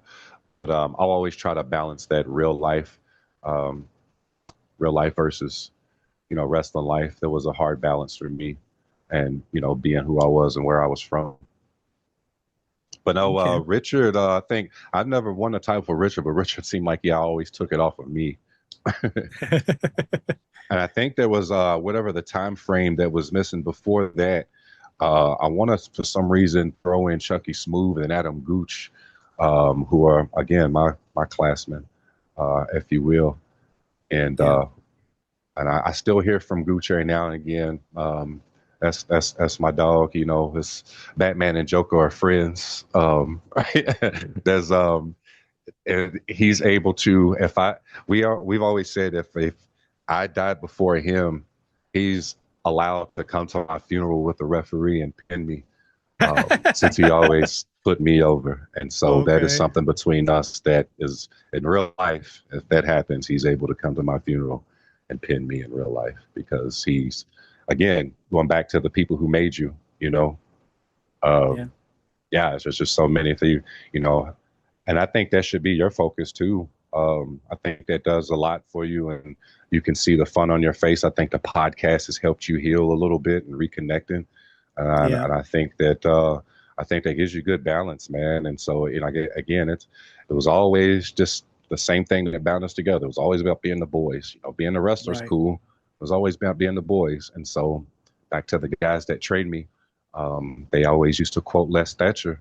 If all I've taught you was to be a professional wrestler, then I've done you a great disservice. It Right. was Yeah. about, and it's all about the relationships and the men and women. Um, yeah, man. And so 2000, you say there was a month that I was off, and then there was Yeah. another. Yeah. It looked like most of April, and that you ended up missing almost most of April after you had won the title. You came back in mid-May, and that was when you started teaming with Richard X. Um, so it was you and Richard X. You defeated Daniel Quinn and Nathan Future on June 3rd, Oh 2000, yeah, on I a had show cussed that the was called Blood Showers 2000 in June. we And had cussed it the was fuck always out for that April. It match. was always April blood showers. So I was floored when I saw that there was a blood showers in June. I couldn't believe that one. Um, I think but a lot of guys were gone elsewhere, and I think we were rolling with the well, I part of wouldn't me say a was skeleton. wondering if this would have been like when Joe Bailey got us kicked out of the inside of the building because we got a bunch of the outdoor shows coming. So maybe April blood showers couldn't happen because maybe we hadn't quite gotten to where we put the ring outside yet That is true to run because that shows. match was So inside with us four. Yeah. yeah, We got so cussed. We got cussed out bad, or I got chewed out. Well, I got chewed out because I was supposed to know better. But we went out there that first match and just did stuff and had the crowd and thought we did good, man. And they were pissed. When we got back there, man. That was. I knew better though. But yeah, again, that was the first time. Again, like the guys that come out of the crowd. You had Daniel yeah, Quinn, you had Nate Future, you got Richard X and Hy-Zaya. And it's just like, look at how far we've come. We're not those pro amateurs no more. Let's tear. We just want to tear it up to right. IWA, and it's just like almost immediately forgot everything we learned and just did stuff. And yeah, that didn't work out too good. But that was fun though. It was fun Yeah. times. So then you almost immediately go into the feud against Suicide Kid and Kickboxer. So Mm, there was three matches that you guys did in a 7 day period. So it was you wrestled a Wednesday and a Saturday, and you beat Kickboxer and Suicide Kid both times. And then the following like Wednesday, you came back and it was tar and feathered match. The third match in the series, and we've already escalated to a tar yeah. and feathering. Hmm. Um, and so I put this in here. One, how in the hell is that a stipulation? Like you've only wrestled each other for 1 week. Great, it was three matches, but still, it's only 1 week. Sure. How are we already to a tar and feather? And with the racial overtones of that, Oh yeah. did Let's you and go. Richard feel like you could speak up at that point? And were Mm. you okay doing this stipulation? Were you Oh even man. asked ahead of time, or did he just announce it? No. And Yeah, this line of question is amazing. This is what I was here for.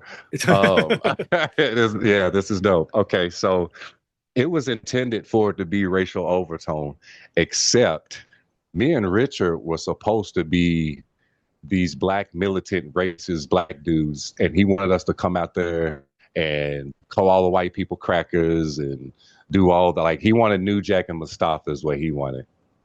I okay, think. I think that's what he was trying to do with us. And except he wanted us in the Muslim. He wanted us to do a Muslim gimmick. And he wanted us in like the slacks and the pants and all that. And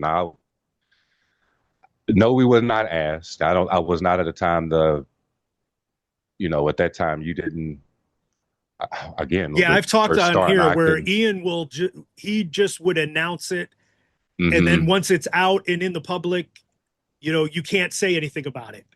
And if you Yeah. do, then you're an asshole, you're a coward, you're a whatever. So he would just spring it on, like, people Well, would you got to people would find remember. out that they're in just the wildest shit without agreeing to it ahead of time. Oh, indeed, especially when it never. I won't go too fast forward on that, but yeah, but you also got to remember, it's still in the back of my head. I complain. I fuck up any time, then I'm out of there. Remember, Right. that's still the stipulation from all this time. Yet I've been pushed the whole time as I'm listening to you say it, apparently. And so the the guy that was technically not supposed to ever work there, even the child at 15 years old that was told a black man was never supposed to win a title, but to be pushed as if they're going to be win the title and take away from them type deal. That never happened, and so there was a lot of confusion, Yeah. you know. And Well, then and we also, I'll say that I'll jump in and say this real quick because you had mentioned how you were a huge cash flow guy at the yeah, beginning, hell yeah, and so was I. I after his first match, I had a sign for him in the crowd because we had gotten to know him so well because he would just like we'd be front row every show, and so as security while he's training, he's hanging out by us in the and stuff. So we would just talk all show while he's doing security and stuff. So I was like a huge fan.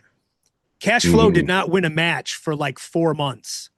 I mean, when he broke in, he lost every day. everything. He lost Hmm. every damn show, and it took forever for him to get a win. And it was, and he just kept telling us, that's how it is. That's how it is. But then like, you come in and in 3 weeks you're light heavyweight champion, you know, Yeah, and then a few weeks later you've won it again. And so it in that, at least in that way, it was a different experience a lot for of you confusion. as to like what we saw Cash Flow go through and what we were told, is that's how you do it. And but then like he never like I don't think anybody else went through what Cash went through Mm-mm. as far as that went with never being able to win. So Um, Easter egg for that. Um, that's gotten talked about in the halls of OVW at the Davis Arena before. okay, Um, yeah, and so we were a tag team, Legacy of Brutality, and so I would always tell people that for shoot, the Ninja Scroll on that is, um, Cash is the first student and the one that had to pass the first trials of brutality, as we've come to call them. right, And so like to that measure, me and Cashflow also have what we call a bull pain barometer. So we would we would rate guys' heart based on if we thought they could survive around bull pain in the locker room. And that's how we navigate some of the young guys that they would bring in and out or whatever. But yeah, man. And shouts out to Cash, man. You know what a guy. I will say to this day, hashtag Cash is king, man. It's always treated. I always looked at him for shoot in a way. He was always the Patrick Swayze and the Outsiders to me in our adventures. You know what I mean? Uh, okay, and I didn't mind riding his coattails as his pony boy because we've always been playing the long game, and out there on the road, always made sure I wasn't doing too much, getting too grown, make sure I bring some money or something home back to Granny or something like that, or make sure I was, didn't forget how old I was, and so kept me straight out there. So shouts to the OG for that. You know, okay, yeah. I've been trying to get Cash on here since I started the podcast, and we've chatted a couple of times on Twitter. But he's such a busy guy and in such high demand, and I love that for him, man. I'm telling you, I it really couldn't happen do. to a better guy. Could not We happen was to a better laughing, guy. man. I kid you not. We did 1400 show at WW. Um, and shout out to that crew and thank y'all for bringing me back. That was amazing feeling. I'm a one-off guy now. I feel like I graduated, Jim. I feel like I'm on like the one-off guys, and that feels good to be that type of OG. Makes sense. Yeah, But no, we were laughing, and it was dope because it was like the very first movie I ever did. It was an independent film, but we did Afro Samurai, and the first two people you see in that movie started off as I played Afro Samurai. The first villains was Josh Ashcraft and Cash Flow, playing different characters, of course, but that was kind of got it kicked off, man. And so Nice. and he looks amazing on camera.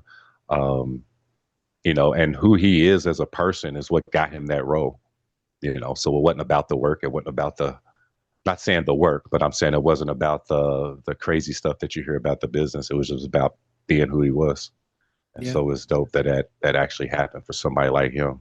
Yeah. Yeah, it's such a great story, and hopefully I can get some time squared away where he could come on here and tell that story because it would be phenomenal to hear. That's for sure. Um, so we're gonna go into this series of matches that you after the tarred and feathered. We'll Oh get man, into the yeah. series of matches that you had with Kickboxer. So July 1st, 2000 at Heroes Hurt and Hot Wax, which sounds like I don't know what. Uh, but you had a first blood lumberjack strap match where you defeat Kickboxer. The next week, it's a handicap match where Ian, Suicide Kid, and Kickboxer defeat you and Uncle Honky. hmm Um, then midweek Uncle after that H. is Survive This, where you defeat American Kickboxer in quote shoot style match.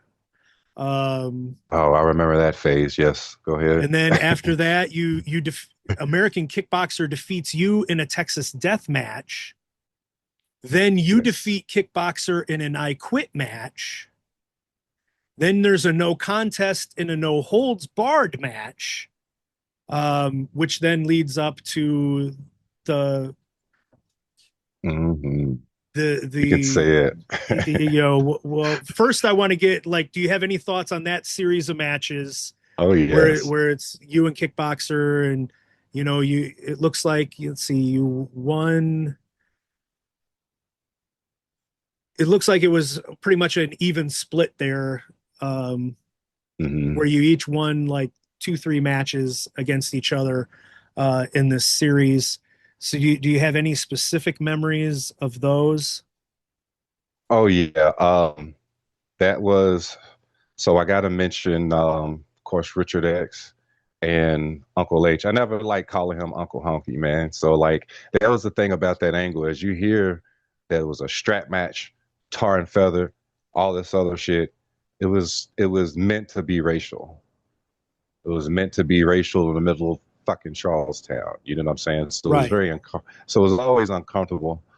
Um I did not. I tried it on for size as far as the attire for the gimmick did not work out, and so I just kind of I don't know. I found my way around calling people crackers and honkies and stuff. So instead, um, Uncle H, as I called him, or the Don, shout out Don Broady, um, he would carry me out on his shoulders. And instead of calling people that, I would find a way of not complaining and not kind of rebelling against doing what he didn't want me to do. I wasn't going to call these people that. These are our fans. They've been cheering for me this whole time. You know, right, I'm nowhere near home, so I don't think I want to have a crowd of a mile waiting outside with pitchforks and shit at right, 19 years old. So like, let's just try to be as smart as I can. So I would Uncle H would have Bill overalls on, and he would carry a stack of saltines in his pocket. So I would fling those in the crowd like ninja stars. And then yeah, when I see a brother, somebody in the crowd, I would jump down and I would, give them love and then jump back on his shoulders to make the entrance to imply, but I wasn't gonna incite. I didn't want to be called the N-word like it was at the time. Like that shit was uncomfortable. right, And Richard, Richard, his best friends, growing up, like I said, it was Brett Blaze, it was drop kicking them, our homeboys is out here seeing this shit, they're not gonna do it, right, and so it's, again, like there's a difference between that's when I had to learn the scroll of heat and sheep heat. There we go. right, That was right, my lessons with them. And that was Kickboxer staying close to me. That was him trying to, I would say, protect me in a way, but also that series was a rites of passage because it was also to kind of keep me off my high horse because of being pushed so much. And then understanding how to tell a story. You know, those were my lessons of learning how to tell a story. And then I also, even though I was the youngest, it was also an opportunity to be a young leader of a faction, a heel faction that, I don't know, uh, was trying not to do a racist program. Right. So yeah. Right. And then but the series itself, the Kickboxer and the shoot style matches and no holds barred, you know, Kickboxer was doing, we were watching a lot of MMA and stuff at the time. As that was getting popular, we were doing a lot of practicing and training. A lot of that. Kickboxer has always been a very small guy, you know, and in the land of Brazilian Jiu-Jitsu and in the fight world, you know, we're all the same size on the ground. You know how to manage Right. your weight. And so to protect ourselves when it doesn't become the show, or how we can work around when it doesn't become the show and can bring it back to a show. You see what I'm saying? Right. And so we wanted to display a little bit of that. And of course, I didn't have no say so in anything. Let's get that straight. You know, regardless of how it seemed like I was being pushed at the time, um, I, I can vouch for even saying. Uh, Having a nickname. I used to say like, well, fuck for his caramel child, I certainly am spoiled rotten, you know, and they get under skin a little bit. But, you know, I wasn't like I was being treated badly. I'm not trying to make it sound that way. You see what I'm saying? Right. Uh, I'm not trying to make it seem like I was some type of weird, like, oh, let's, you see what I'm saying? Like, it wasn't weird. Like, I wanted to be around. Hmm. Uh, I wanted to be one of the boys. It's just the things you had to do. You got to understand. You know, we're in a blood and guts world. You know, at that time, you know, we're mixed and mingled in with the East Coast boys and guys from up north and Carmine and everybody's bouncing up from the Clowns and Jerry Springer and Right. shit's wild. You know, um, and then if you're one of the IWA boys and you go somewhere else, you better act like you know something. Like you, you, Yep. you ain't hardcore. You ain't shit. Remember? Right. And so even though I wasn't necessarily a deathmatch guy, I had to be hardcore. That was the price. That True. was the toll. Yeah, man. Yep. All right. So now we'll talk about it.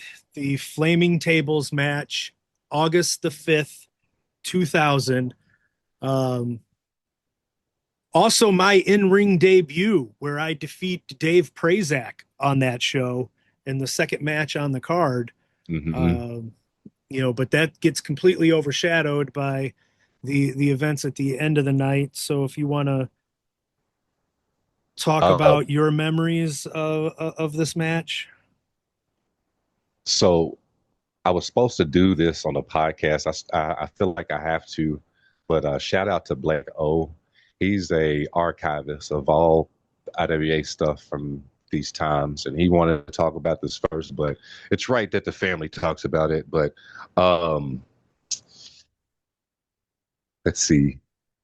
So because of Blake actually showed it to me. He actually has footage of it. And apparently, you know how you were saying that had done certain things for your mental to block out Hmm. certain stuff. Well, Right. apparently I had too mentally after watching the video. So I'd never seen it. And man, well, put to you this way, I don't think me and Richards ever talked since that time. I see him pop up on Xbox. I still stalk his, watch his YouTube pages and stuff like that. But yeah, that definitely again, we're the boys, so we can trauma bond over this, I guess, if you will. But yeah, man, that was traumatic, bro.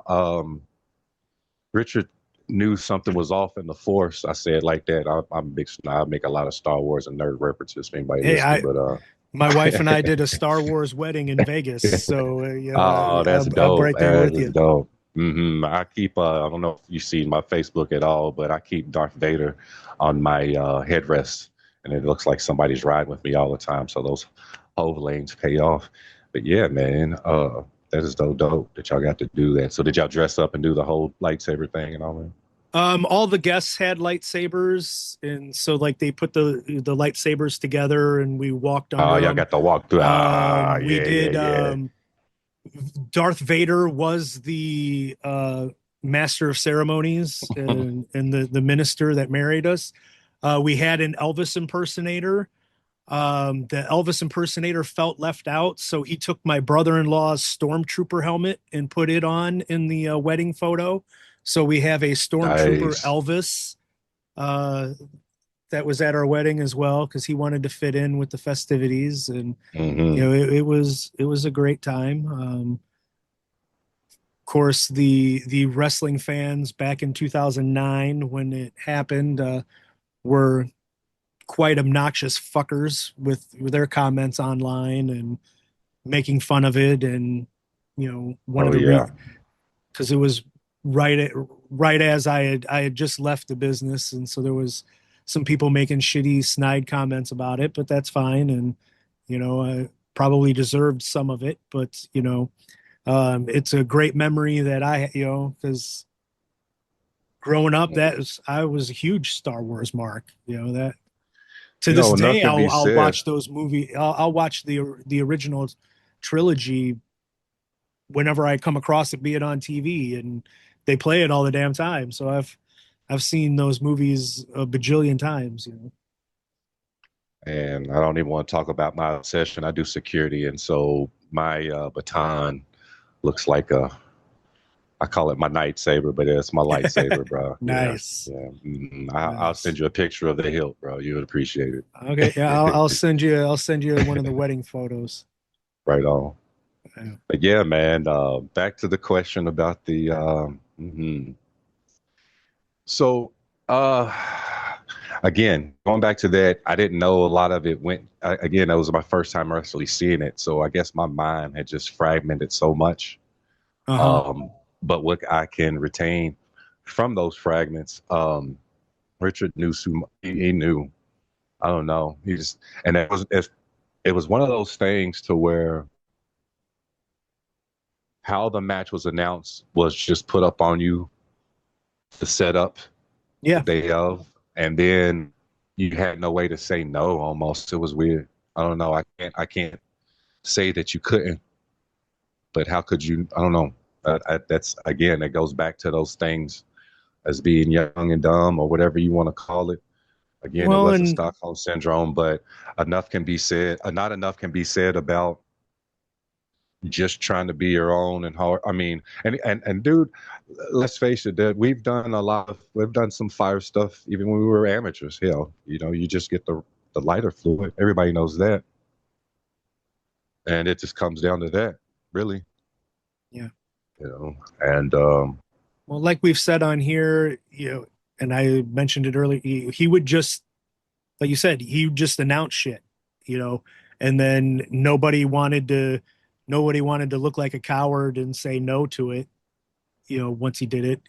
I mean, like pretty much like I had 8 matches that I was a wrestler in, something 8 or 9, and never knew ahead of time on any of them that I was going to be put into a match. It was just announced, oh and yeah, and then like one of them was a barbed wire match with Balls Mahoney involved in it, and it was like I just sign on to the message board and like, holy shit, what are you talking about? How in the and I'm in this see, match? Okay, well, I guess I'm in this match, and hindsight 2020, I feel like that was definitely a part of the style and which booking was done anyway. Just looking back from what I learned, mhm. because that's just something that happened. Do I think that, uh, you know, yeah, we all know hits get put out on people in certain times in this business, but man, you never knew if it was or not. And then, like you said, you was gonna come out in front of that crowd, and a lot of the bond that we had wasn't just the boys. Hell, again, we all come from the crowd, Right. you know. Again, like somebody like me, honestly, other than those type of experiences, you know, everybody who makes up what it is, that's what makes you kind of proud of it and dope. That's why we did it. That's why we was being stupid. Right. You know, shout out to the ladies, all of them. You know, I never called them. Just for the record, I never called the ladies rats or whatever like that. I never corrected the boys or maybe had said something to them, but like they never treated me that way. I never treated them that way. And from what I learned as a historian, it wasn't supposed to be a derogatory thing, but um, a lot could be said of us boys sometimes. In that circle, in those families, wouldn't have survived if it wasn't for some of the people from the crowd. If it wasn't for some of the floors or couches we got to sleep on, people feeding us, giving us rides to places and shit like that. That stuff still goes on in generations now. You know what I Right. mean? Like I hear about and see it, listen to these guys on the road. And so, just if anything, if there's any scroll that we're obtaining by having these conversations up until we answer the rest of these questions, let the new one be just, the lesson is treat people right or Right. okay, yeah, man. But those matches were very uncomfortable. Um, but again, they had to be had. Holding the scrolls from those, there's any regrets from it. Wish I had the balls enough to say no, and wish I don't know. I knew what it was that kind of made the turn in friendships and stuff. But again, such a uh, traumatic experience. But at the same time, um, life often imitates art, and in our world, the art imitated our real lives. Yeah. For a lot of us. Um, and that shit, that's something I couldn't go back home and tell my grandmother something I was doing. I Right. was, Right. I Yeah. was still How technically, I would you think do I was that? about, How yeah, do I you was do think I that was still a conversation? teenager. I think I was like 19 or 20 at the time. What year did you say it was? I might, 2000, August of 2000. oh yeah, August of 2000. Yeah, I was 18. Yeah. Yeah. And so no, that there was no say so. You just knew you were being pushed to the moon and you were doing stuff. And that's what it was like to be one of the boys. So you just did it. Right. And the boys still, even they still protect you. There was ones that you uh like, kickboxer was always, he was one of the boys too. He couldn't always say no. Some guys didn't like bleeding and stuff. Some guys didn't like getting cut up. Right. But some guys, have to. IWA wasn't always about being hardcore about the blood and guts. It was about being hardcore with the art of wrestling. A lot of Correct. great Yeah. wrestling. A lot of great wrestlers. A lot of guys I learned from. A lot of guys, most of the guys that made us, man. That's just what it is about for me now. I guess just looking back, it's like damn the stuff that. Um, only thing that I would take back from that experience is what happened to Richard.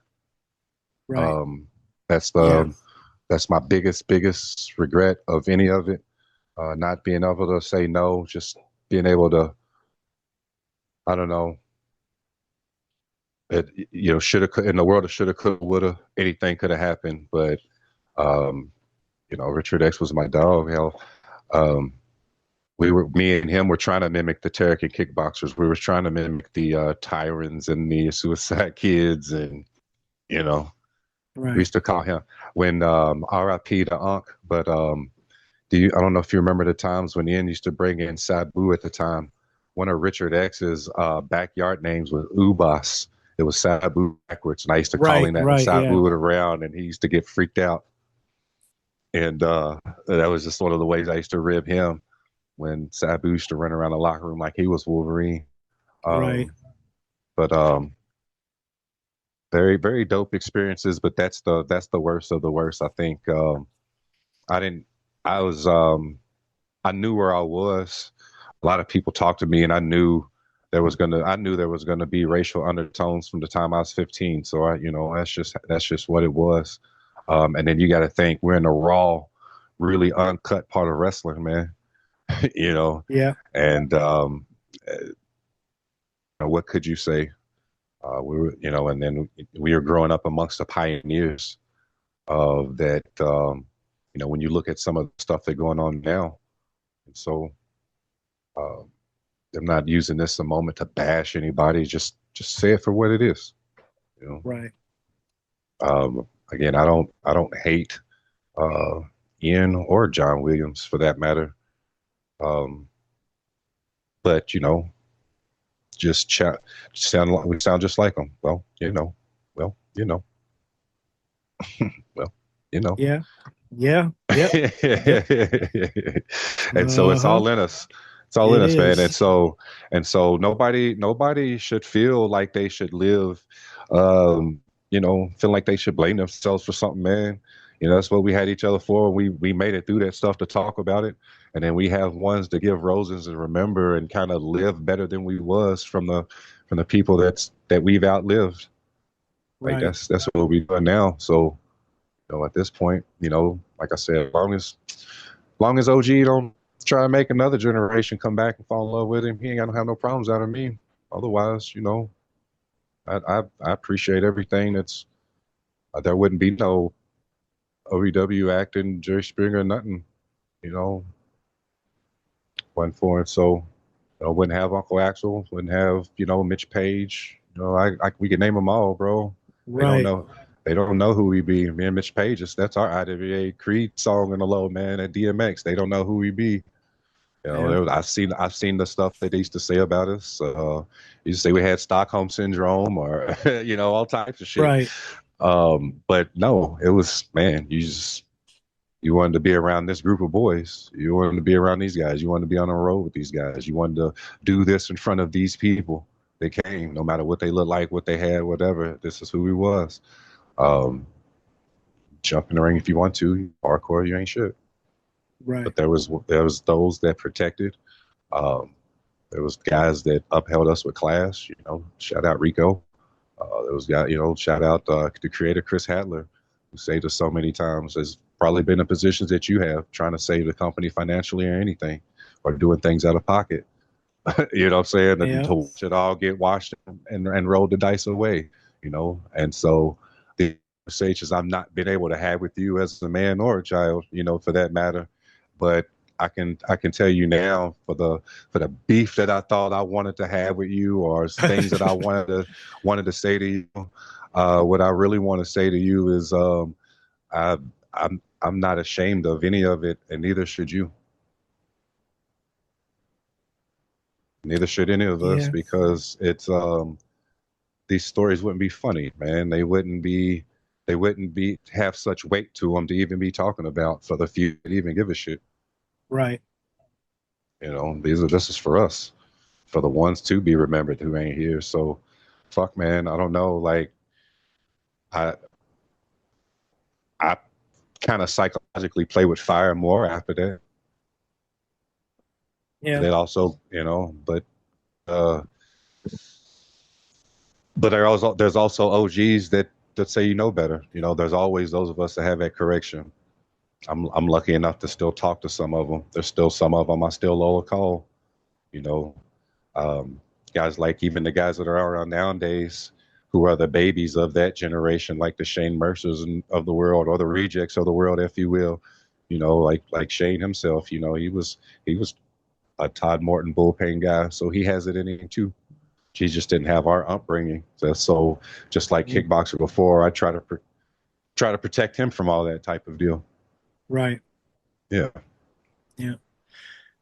Well, pretty much after the flaming tables, I mean, you stick around for a while. You had mentioned a little bit earlier. It's you trade the light heavyweight title back and forth with Richard X, Hmm. because Richard comes back for a very short amount of time before he like leaves. And Yeah. See, there was a spot that I feel bad about after the fact, because it was like in wanted to kind of redo the stuff, because I turned on him at the time, and I was supposed to get jumped, and I was kind of scared because, again, I didn't know if it was a hit or not. So, and I was supposed to, I don't even know why I agreed to it, but it was supposed to be me pour the fluid on Richard as if I was going to redo the shit or something. mm, And I just remember yeah, it was just, it got to the point to where it's like, I think maybe not too long after that, when we got to that, it was something that you said that I wanted to kind of point out too. When we were shut out of the building and was in the back of the barn is when the bullshit went down. Mitch's head and everything, man. Right. Yeah. Everything happened after Joe Mm-hmm. Bailey went to the fire marshal and got the fire marshal on us. And yeah, we just had some of the worst injuries that happened in IWA was in that couple of month period while we were outside. See, that's even weird how you say that because even like when you bring up names like Joe Bailey, for you in that timeline, that's like frontline war with you and N and him. Yep. But for me is one of my wrestling pops. You see, like Yeah. that's crazy. Yeah, like yeah, that and so again, it's all about the relationships. If certain things wouldn't exist or wouldn't happen if not for though, even going Right. back to that, um, some of the best of us really, Yeah. or some of the worst. But I think around that time with those matches with Richard, it was coming to a close anyway, man. Third degree, it was third degree burns, man. It Right. was rough. And then it's like you had to know at that time that he had learned it, man. Nobody gives a fuck about us for real. Yeah. And it was time for, and I think his mom and everybody had anything to do with it too.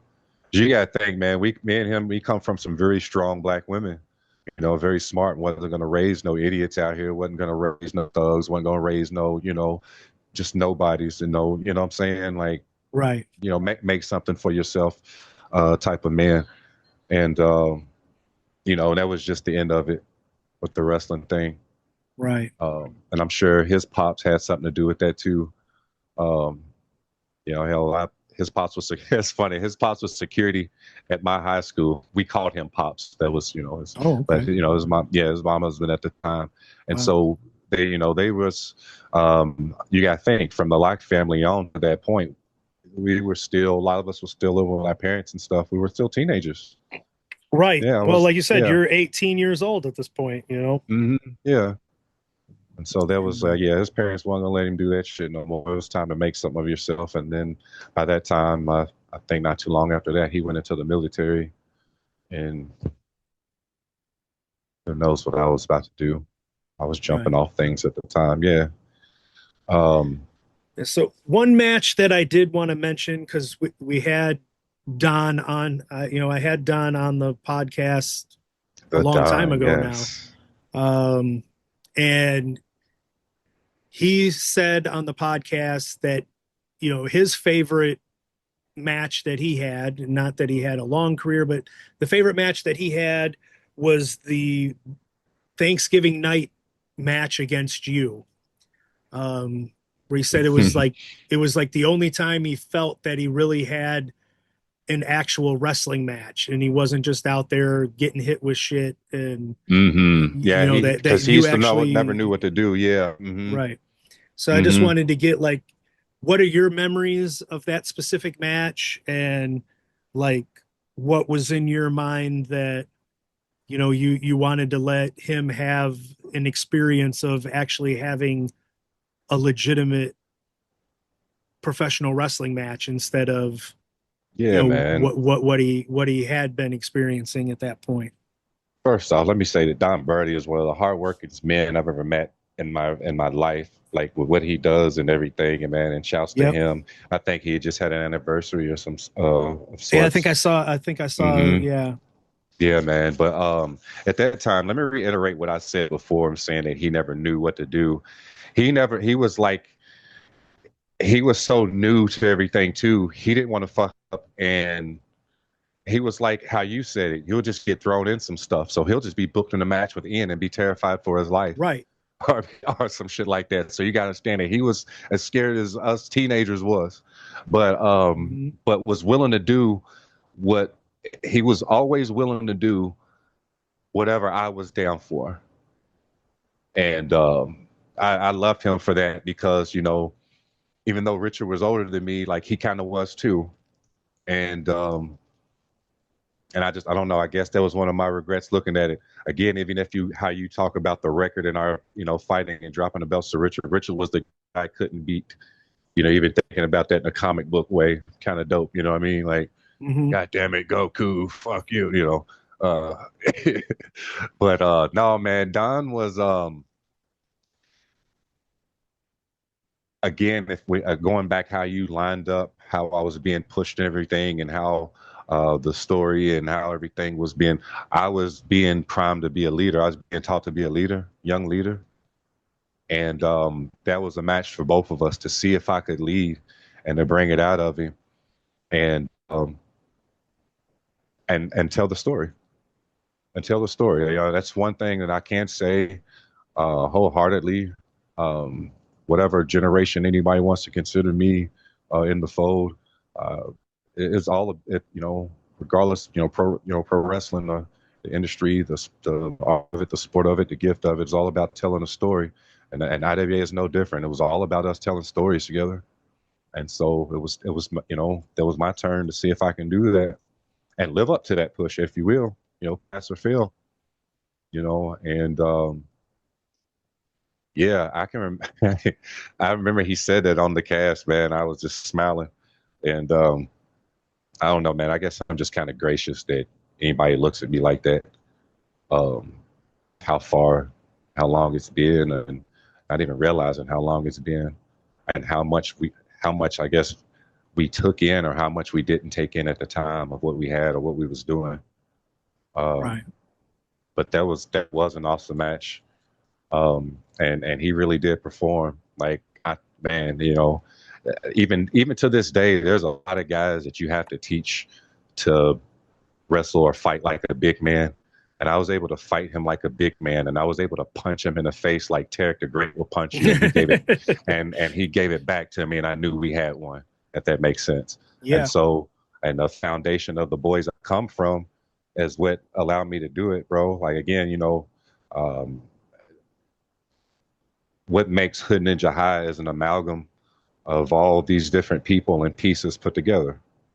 Um, it was never me, even down to the music like Whoa, that makes, Hood Ninja High synonymous was Richard X's music before we became a tag team. I don't even know what I was coming out to before that.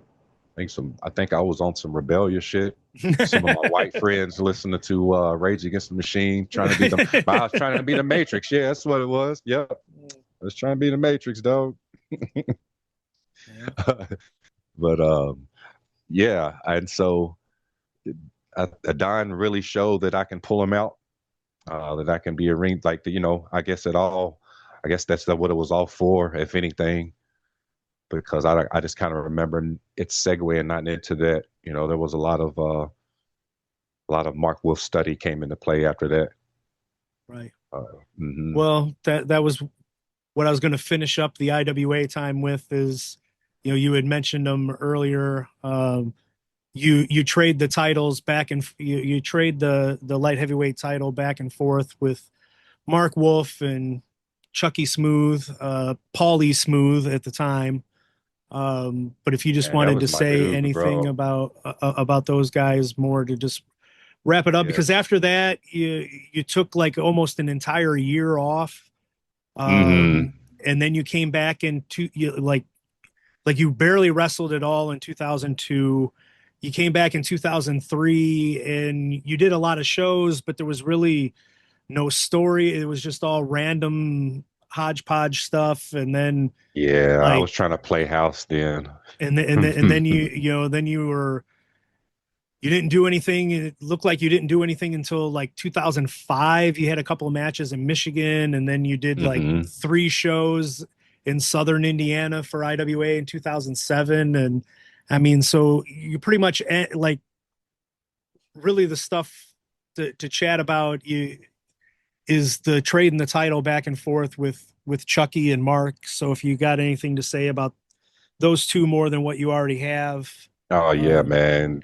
Chucky's my dude, man. Like again, I'm smiling even saying his name. Like again, like me, him, Richard X. I think Britt Blades, Daniel Quinn, Nate. Like uh, we were the guys in the corner, man. Gooch. we was the guys on that side of the locker room with the young dudes, man. That was our crew. And he was a blast to have around.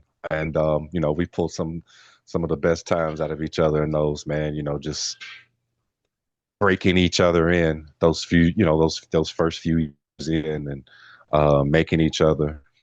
Um, I didn't get to say too much about Mark Wolf because I didn't know how sensitive the subject was, but I always be candid with my family's name because you know these are my brothers, so um, these, regardless of circumstances, these are the people that we hold dear, and people that we proud of and want to keep their names going, and why we're, I guess, able to even bring them up in that manner. But no, man, Mark Wolf was one of the guys that made me, one of the guys that used to come pick me up from Gma's crib. Um, like, dude, like, I guess he had a key to the building or something like that at Charlestown. And so between him and Harry, man, that was my ring time. I believe Harry Palmer took me on my first road trip ever with Kickboxer back in the day, as a teenager, ribbing the hell out of me the whole way, making me think he left my gear back in St. Louis. Uh, you know, we're hauling the ring, we are the ring crew. Yeah. But yeah, man, but Mark, man, he worked hard, and he, he was one of those dudes that, I don't know, he just kind of pushed that potential. He stayed study, an avid sports fan, so he kept up with stats like crazy that I couldn't remember. you know, Right. and I think we play hockey games together a lot too in our downtime. When we wasn't training, we would play the PlayStation. Hockey was our shit. Yeah, he loved that Uh, damn PlayStation hockey game. hmm And the Wrestle House, what can you say? They had one of the first Wrestle House. I believe him and Chris Hero had one of Yeah. the first few Wrestle Houses in some Southern Indiana area.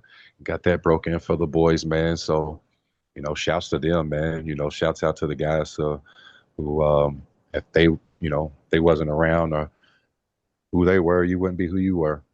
Yeah. Right. Um, one last IWA thing. You did come through and have a run through IWA after I was gone. It looked like hmm 2013 to 2016. hmm Um, just how was it different, or was it different at all when you 10 years later, Okay. coming back and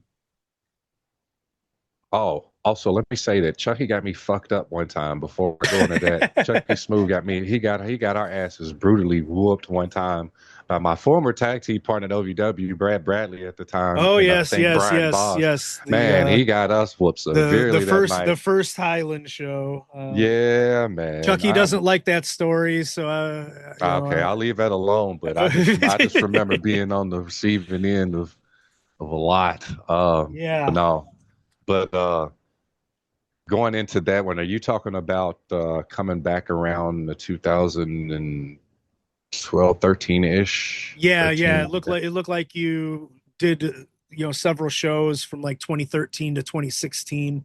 So just Mm-hmm. was there a the rejects told me that I had the cool Ian when they were on the podcast.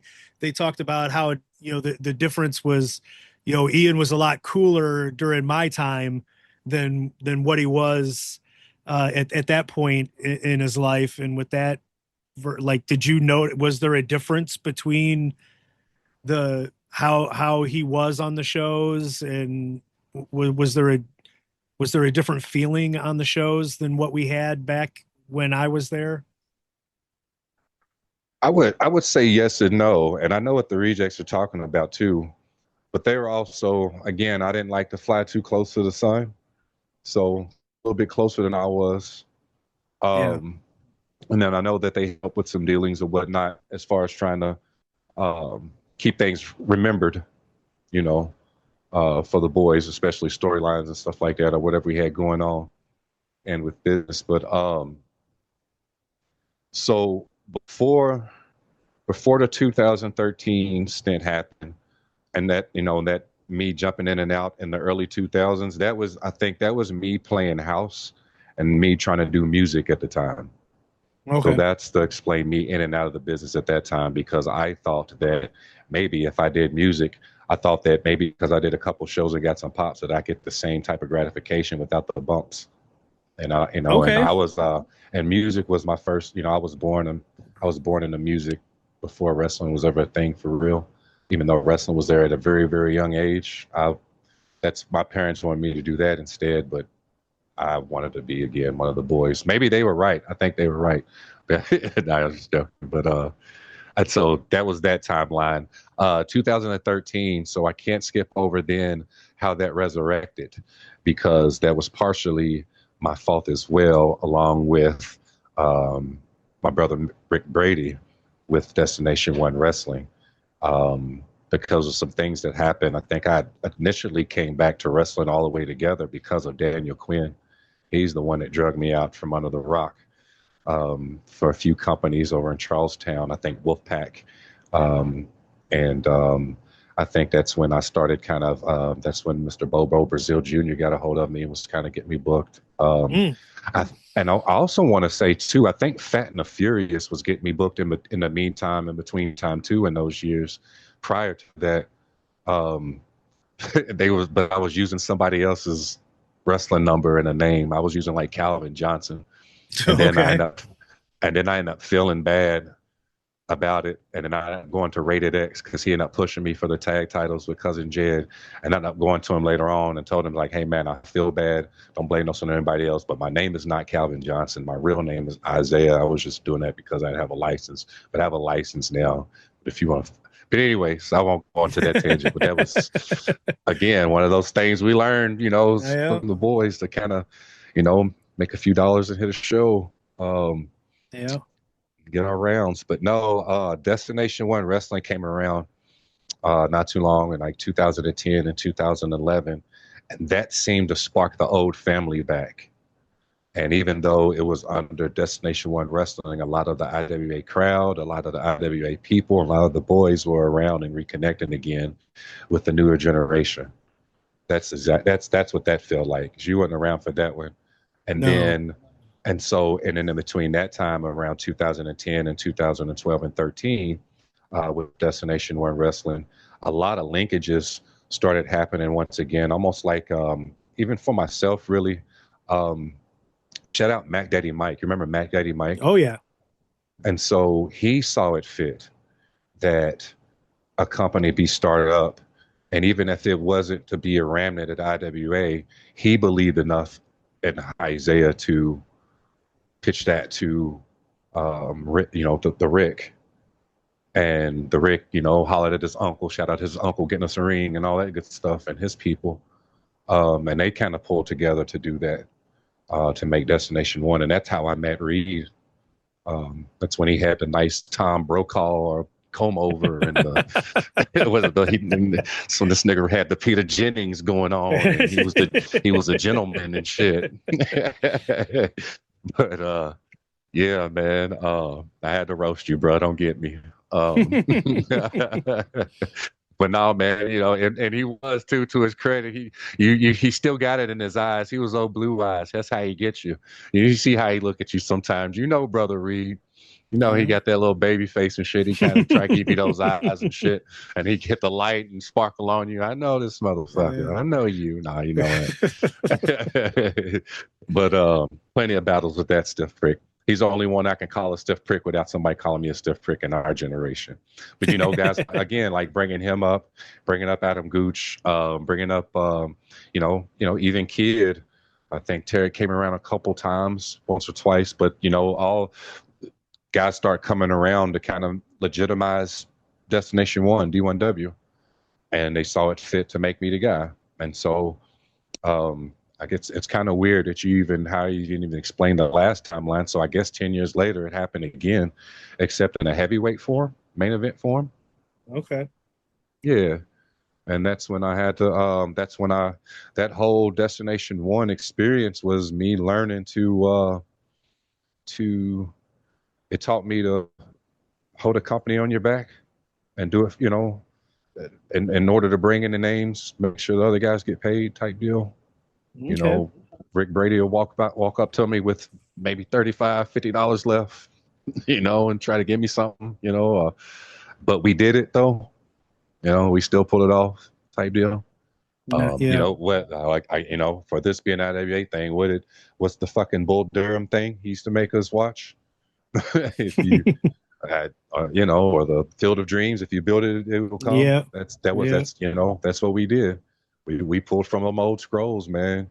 And so Yeah. from there, once that legitimized, the shout outs to the Coliseum and the actors, shout outs to IPW, um, and those guys that was coming down. Do you remember uh, what do they call it? The Salvation Army building? Some of the shows used to happen up there at all. In Indianapolis, I'm sorry, in Indianapolis. The IPW Um, guys, they helped build it up a lot in this yeah, area. I don't think I went to Hmm. the building that they ran, but I got you. Well, yeah. I guess my point to that is a lot of those guys there, combined with a lot of guys from Evansville, Right. and I kind of the history kind of repeats itself, with IWA and your timeline. The Ohio boys has always been reliable. You know what I'm saying? Like in any Yeah. generation, it seems like, especially now, you know, shouts to them. I feel like they carry that. Um, you have so much influence from each timeline, like getting to talk about other guys, kind of name dropping guys roses, like those destination one days that produced those early IWA guys was, that some of that same thing, but with it's like Bull Payne said to Miss Sherry Martell. Do you remember when it was one of those things? How the hell did Ian get Sherry Martell on this show? And Bull said to her, they were talking about something. And he was like, same stories, different faces. So there was kind of a thing that was Yeah. happening. And somehow that became a thing. Those same guys end up being like the Aaron Williams of the world. And you had, your Kentucky guys that came along. And again, the Ohio boys was very reliable. Michigan boys, it started happening, but for this area again. And that was enough. That was enough to resurrect Palpatine. Yeah. Nice. Hmm. And then that's how that started because um, maybe a bit of the old, maybe that did get, maybe a lot of bit of that was in me. I mean, what can you say? I had nobody else to blame um, for that coming back there because I was being fed everything. You know, I was, you know, I was more than anything, Jim, that Suicide Kid hero card or that Chris hero card or that Punk hero card. You know what I'm talking about? Right. How like they just had the crowd, everybody loved them. That was the gift. That was Yeah. that was what I was riding with, man. That's what everybody did, bro. That was the real best feeling version, I think, sometimes of Hy-Zaya that I can remember because I still see some of these children now who are grown as hell with kids, which freaks me out. Believing up these timelines. But that Uh, was the gift. And, what they had done was spread that over back into the remnant and brought IWA back to life, which, I can't say that I cannot say that I regret. I don't. yeah. And that's only because it was us, man. And then you got thinking in between that time, especially 12 and 13, we had lost Chris. And I think that was a turning point too that kind of really locked us in for a bit once we lost Chris Hatler. And, um, I could just remember, sitting in the circle. I think it was Mitch Page. He gave me a bit of pride. He gave me a scroll and he called me. He's like, man, you're like the Frankenstein of IWA. You got all of our scrolls. So, I guess what was the best thing to do was to roll with that. I had to roll with that when the Right. OG's Yeah. giving you that, a dude that, we've had our ups and downs, but it was still Mitch Page. God damn it. Yeah. Uh, and, he's one of our pioneers. People don't know that, as much as we can say and have this pissing contest about blah blah blah. It's really, again, it goes back to the dudes who made you. It's just one of those dudes in the road. And that I remember a big ass truck. How fortunate of a gift that is to be a young boy. I can remember my seat was the best seat on the house, but I was on everybody's bags. You remember that big ass truck? I don't know if it was that Necro had. Um, it was like Necro. I think Pondo drove though mainly, but I can remember particular trips up to Milwaukee or certain places. I think it was Mitch, Necro, Tony, um, Cash, Corp. I think, like I said, Pondo drove. I don't know. I think Pondo and Necro was roommates at the time. Hell, I don't know how it worked, but I know there was a lot of us in this big ass Bronco, Yeah, and that's sounds like the what the that crew makes would have sense. been. Yeah. So like all the original, so all those, and so I didn't have nothing to complain about, bro. Everybody knew I had heart, and I they knew that they taught me that like I do survival and shit now, and so a lot of what I teach about survival and practice or whatnot had a lot of it to do with things that I learned on the road, things that we've had to do on the road to survive. Some of the things that you might see people talking about on some of their bug out and survival magazines, like that's some of the stuff that we really kind of did in real life. But I digress on that part. But yeah, man. Uh, I forgot the question because you get my growth spinning. Oh yes, Yeah. IWA 2013. I get to talking about. I bring up Mitch, and then all those girls will bring up. Yeah. Um, I didn't know he fought a bear like that. By the way, to your I had podcast. no idea. I'm like, motherfucker, I've known you for 30 goddamn years, and this is the Hmm. first I'm hearing of you fought a goddamn bear. Like, Yeah, I didn't. So he has to be proud of that. That's always been a Tracy thing. So right. which is, and if anybody hears, everybody talks so reverently about Tracy. Tracy's white Yoda, man. He's the Yoda of anybody's locker room. He's Mr. Miyagi. He's all that, man. And so so that I know he has to hold that one dear. We all have our unspoken souvenirs, but Right. no, man. So 2013, I don't know how much time we got, but we've been talking about everything, and it just kind of flows. But 2013 ish, 2012 ish, I had made a jump. Me and Shane Mercer made a jump um, to IWA, and because there was some other uh, weird stuff that was going on with D1W that had nothing to do with Rick Broady. As a matter of fact, Rick Brady's he's the man, man. He took care when it comes to being the boys. Again, he's one of those that takes care of the boys. But me and Shane made the jump to IWA around that time, and I guess it was just on me. And Ian it knew it. Everybody grown up, and he knew um, the landscape, and then kind of knew what he had um, with that.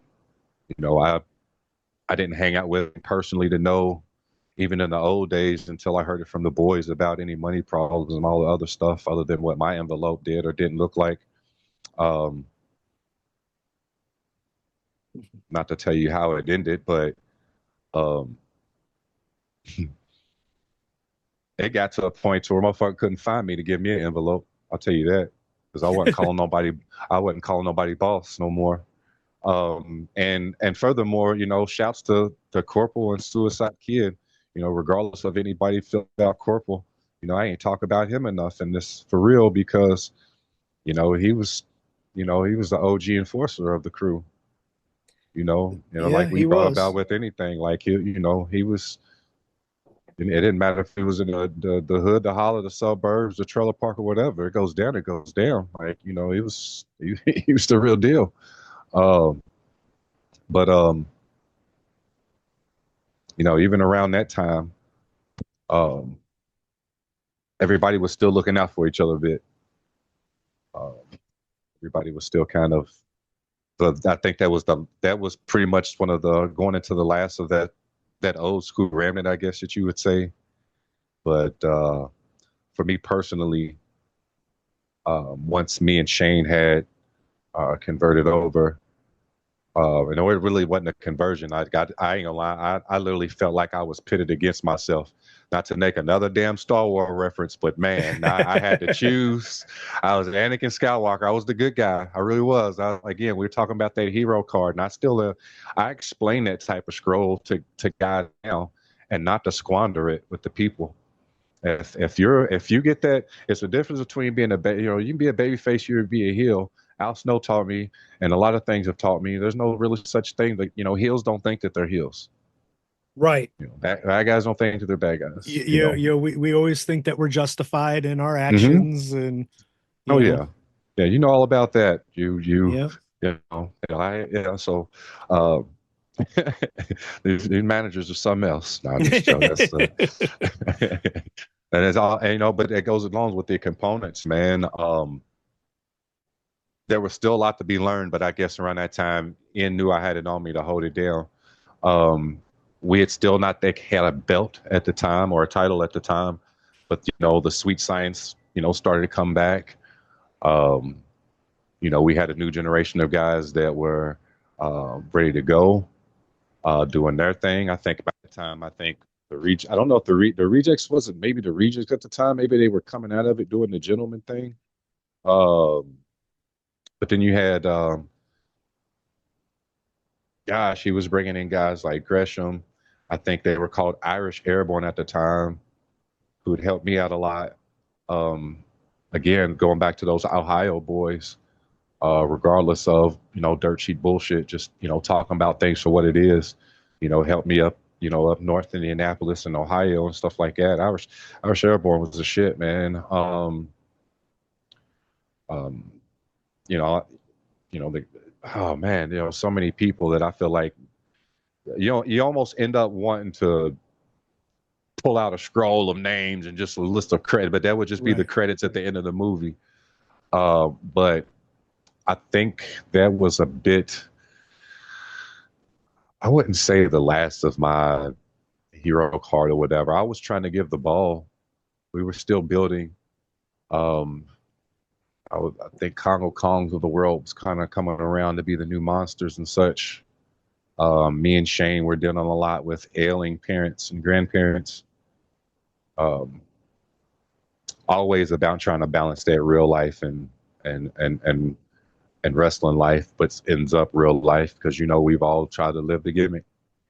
But Right. but some really fun years, man. I'm trying to think. There was some hostile stuff too because I was pretty fired up. I had I had that Tracy fire behind me. And I only say that because we both kind of have similar birthdays, and he used to he used to kind of he loved my fiery attitude. I became a bit of a high head, I guess, in defense, trying to use that.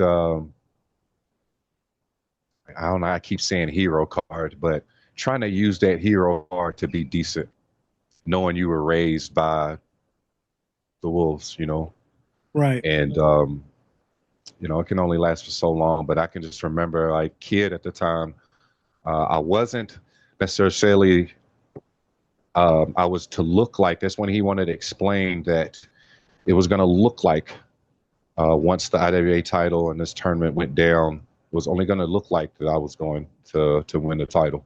I wasn't going to get it though, but it was like the conversation. Oh man, I remember I think it was Jammers, and I went to go sit down next to him. Here we go with this damn Star Wars reference. I was going to sit down next to him, and I was remember that part where Vader and Palpatine went to go watch the deal, and he was like, "Leave us," and Anakin sat down, and other people got up. Well, me and Kid sat down, and again, it goes back to the original guys trying to protect you.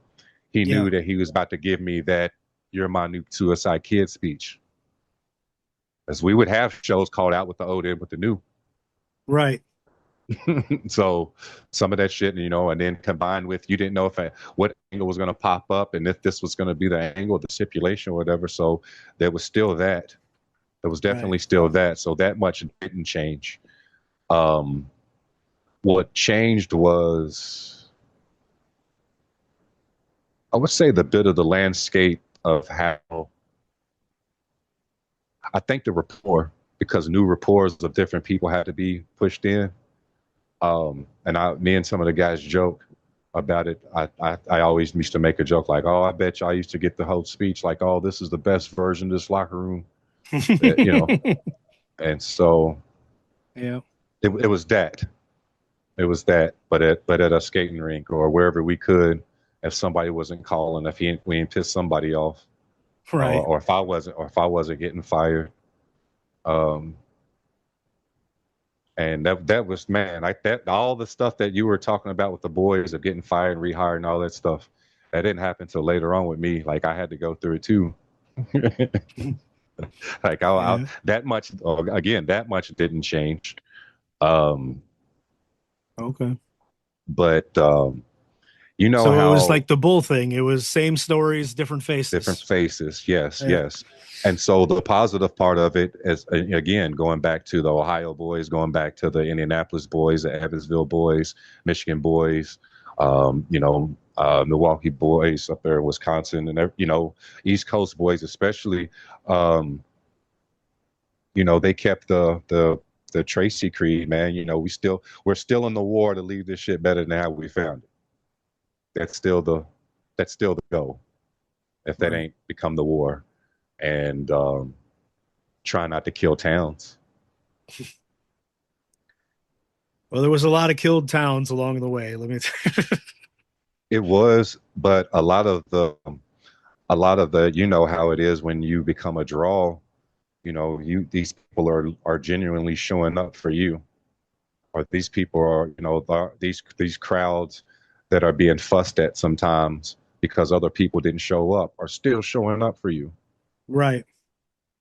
And so that made it hard in the area, or just in general sometimes.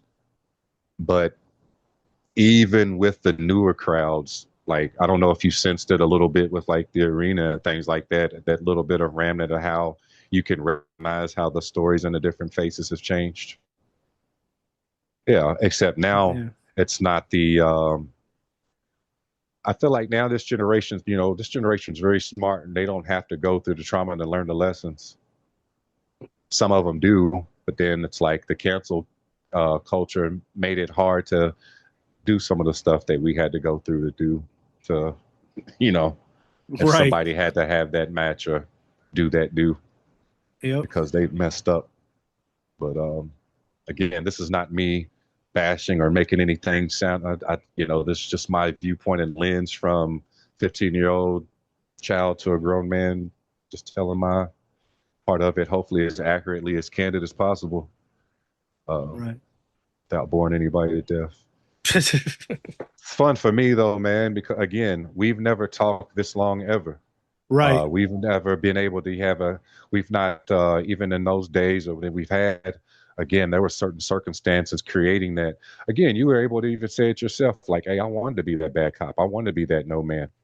Fuck it, you know, Right. and if I'm going to be invested like this, I should, you know. But and then you understood there were certain people trying to work their way up, brave enough to even say something Right. about anything, about that angle that just got announced when we get back. So Right. that's the gambit, bro. That's the gambit. It is.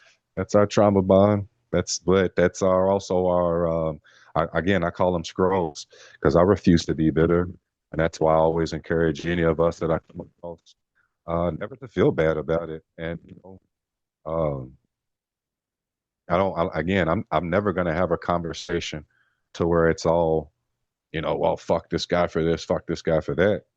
Um, I gotta hate, and if whoever it is in the business that does hate you, they had to love you first. I don't hate nobody.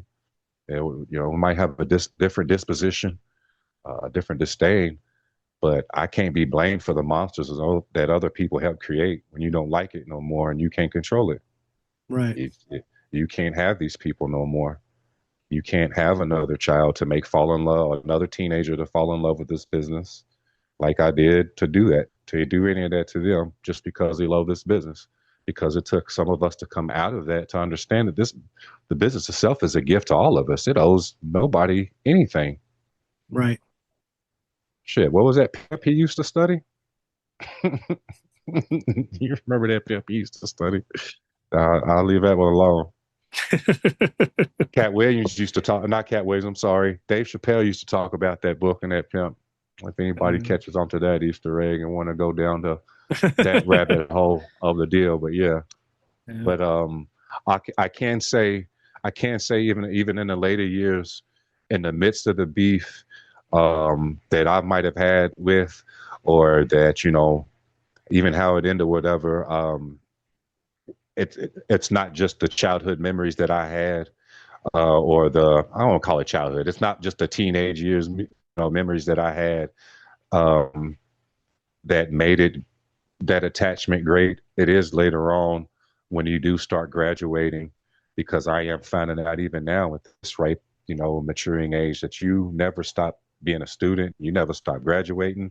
I think even yourself coming back into the business, starting to see some of those things like, wow, or Yep. people that you didn't know that knew who you were, that have a word or something, and so that's kind of what it's about. And so Right. like, um, I guess for that matter, just kind of like to bring it about the channel. And I think, I just wanted to use this time to kind of like say it for what it is. I did want to get a little bit uncomfortable, but I want to be candid. I'm glad you got candid and have me on to be candid. But Right. like, it feels healing though. If It anybody could, that it is. okay, It cool. is There you go. healing to be able to openly talk about people that have, experienced the similar things and know Hmm. exactly what you're feeling and what you're thinking, and Hmm. it helps. Like, oh man, guys in your similar position, like I would even bring up, say, like a Home Depot mic, end up saving my life, even in that 2013 year, because I was working at the liquor store and Jeff, and he put me on, you know, gave me a job or whatever. And these are relationships that we have from people from the crowd. Right. He's right from the crowd that we are. So, it all comes down to how you treated people, and, and who's still around in your life or whatever. We have our ups and downs, but it ain't been all good. It ain't been all bad. But like I said, even in those later years, man, there's some memories that I can never take away. I can remember trying to give Shane Mercer the ball at last Battle of Memphis. Um, you know, Meeting the Marcus Everett's and Cole Radricks, and certain guys starting to come up. Guys that held it down after us when you get your Myron Reeds and stuff like that. Guys like him, and bringing up his name, referees, Sean P. Not a lot of people know this, but I have to shout Sean P out. It's different when the guys claim you, but you know, even when I'd gotten fired or whatever, I'm like, hey man, don't give up your job just to take up for me because I'm your bro. I know you love it too, and he, Right. everybody has their relationship with both the John and the Ian thing, but you're in it for the people that you're in it with, by that measure. And so, like, motherfucker made me ugly cry, so there's still a debt of gratitude to the gift of wrestling, for the love of wrestling that binds us together. There's things that I can still thank the man for, but we can't, but it's not like I'm trying to hold this other stuff above his head. Just be like, oh yeah, bro, you set my friend on fire. I'm about to whoop you, bro. Like, no, it's not. We're grown as fuck now, and Right. and without some of that, um, I don't know. I wouldn't be the awesome accident that I was, because again, bro, none of this was me, bro. Even the arm guards that I wear in the ring, I think Kid gave me those. Um, I can go down the list of things that either people giving me or taking away. I think Brian Vincent, um, I think made up. He's the one that talked me into start calling myself Hy-Zaya, but I just but spell it my own way and make my own name with it. Right. Um, in OVW, I would have a pose when I was learning EV, and I was still like, it looked like a ninja, it looked like a jitsu, but I can still throw Easter eggs to the Lock family.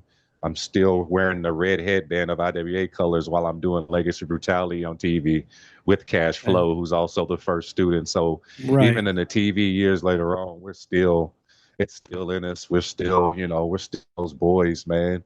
Um, just, a lot of us have done a lot of work uh, internally and through the other generations who are better athletes than we are now. Holy shit, you know, like I Yeah, don't know they how just they keep think of getting some of that crazier and stuff. better. Yeah, yeah. And so that's really what it's about. Uh, I would like to say though, especially with you, that there was something that you wanted to do, and I don't know if anybody discouraged you from it. I'm still down if you are. I feel like the boys deserve it. Anybody that's a brother with Mark Wolf, I don't care if I don't care if I got a barbecue and throw down. I don't care what we got to do, but we got to do something dope in bro's name. Doesn't got to be something somber, but that'll be another reason to see everybody before something like that happens again. Um, Again, I've never talked to you this long. We've been able to share a locker room, a long ass conversation after 20 something years, I think almost. I don't know how long it's been, bro. Like I forget that I'm Long this time. old sometimes. Yeah. Yeah, And well, I so, said it earlier. I was like, how the hell did I get hmm this old? How hmm has this much time passed? yeah. And so for the Never ones thought that are I'd see not it. bitter and down, that's cool.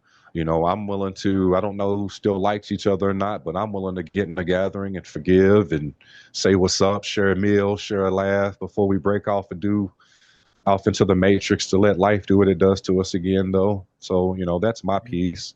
And my piece is knowing that um, I still get to watch my friends and stuff on TV and do stuff. Um, that, you know, and even and watch their kids do it. And so I don't know, man. Um, a lot can be said on either way. I just don't want nobody, I guess, at this point in the game, to the point of this podcast for me. It's been a dope experience watching and hearing everybody's stories. Um, it's ultimately just made me grateful, yo. You know, I don't want to take up. I know you probably had some questions, but I don't want to. I don't want to take up too much of your time, bro. But you know, I just want to make sure that I just show some gratitude to everybody that had anything to do with that in itself. Um, Hy-Zaya, Ninja, any of it. Um, it was never mine. It was, you know, all y'all gave me for real. Nice. Is there any way that the fans can reach out to you on social media and talk to you if they want to share memories or just Ooh, tell you hi? so I'm a very terrible friend on social media. I got to tell you, it's best to just hit me up. I've neglected a few of my sites, and I've been trying to unplug and only use it to audition for stuff and stuff that I see. But man, you know, anybody can always try to send me a message on Facebook. Um, you can either that it shows that I've probably been offline for probably years, but Xbox Live always sends me messages. I'm always kind of on there. I try to unjack for the majors and do some of that stuff. Hit me up on there. Um, I don't know if anybody really wants my email, but booking information, you can reach me at Hyflyzaya, Hyflyzaya at Yahoo for any type of business. Um, if we're not on Facebook, my page is public just because I don't know. I just feel like I don't, I'm at a point in my life, I don't know who knows or keeps up with anything. And so, um, all of my friends are the stars. I'm still just I'm still out here trying to get out here and grow up like everybody else, man. Yeah. Um, you know, don't let this wrestling and the gimmicks and everything become an identity crisis and um, find who you are. Um, and then again, we there's you're kind of proof right now. You can still start over. Yep. And still start over. Still find a lane. Still find a niche as long as it's genuine. Um, and like I said, Xbox Live hit me up. Um, my manager talked me into Call of Duty. I'm on there sometimes. Um, I'm on the Fortnite. I'm always up there. I'm a late night guy, so that's the best time to try to hit me up. I'm even working. I'm either working. I'm a day walker and a night shift guy. So, um, you know, like you said, you know, your boys are trying to do some acting and stuff like that, man. You know, we can. We can always, I can show you how to do audition reels and stuff. We can get together, do some writing. I love to nerd out and put out the whiteboards and the notebooks. So, Okay. but we'll love to see the boys. You know, I think, you really have shown that you have the ability now to, even if it's not shown in the numbers or thing like that, to pull the positive parts and the negative parts of thing together in such a candid way. I think the next lesson with everybody that we've lost is to try to see as many as we can again, at least one last time, but Right. not on an occasion. Um, that's unfortunate, I guess. Right. Yeah. Yeah. Well, I appreciate you joining me today. We're nearing 3 hours here, so we'll go ahead and let you get to your shooting that you've got tonight to do. And I got a early wake up call for work in the morning. So Oh yes. thank you very much for joining me. Appreciate it. And we still got a lot that we can perhaps have you back on here and talk some more. And Oh got yeah. a got a few things to shoot past you once get done here. I'll definitely send you that Man, photo of the Star Wars maybe wedding. we can. Oh yeah, definitely on that. We definitely got some Star Wars stuff to talk about now that I know that. Yep. Um, but yeah, we can rotate back and maybe it'd be a good idea to get a couple of boys on here. I'll see if I can get a hold of Bigfoot.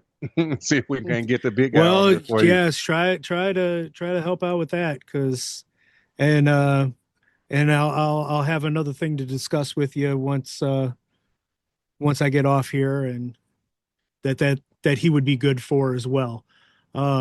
But Absolutely. this is gonna wrap up another edition of Fannin's Flashbacks. I'd like to thank Hy-Zaya for joining me today.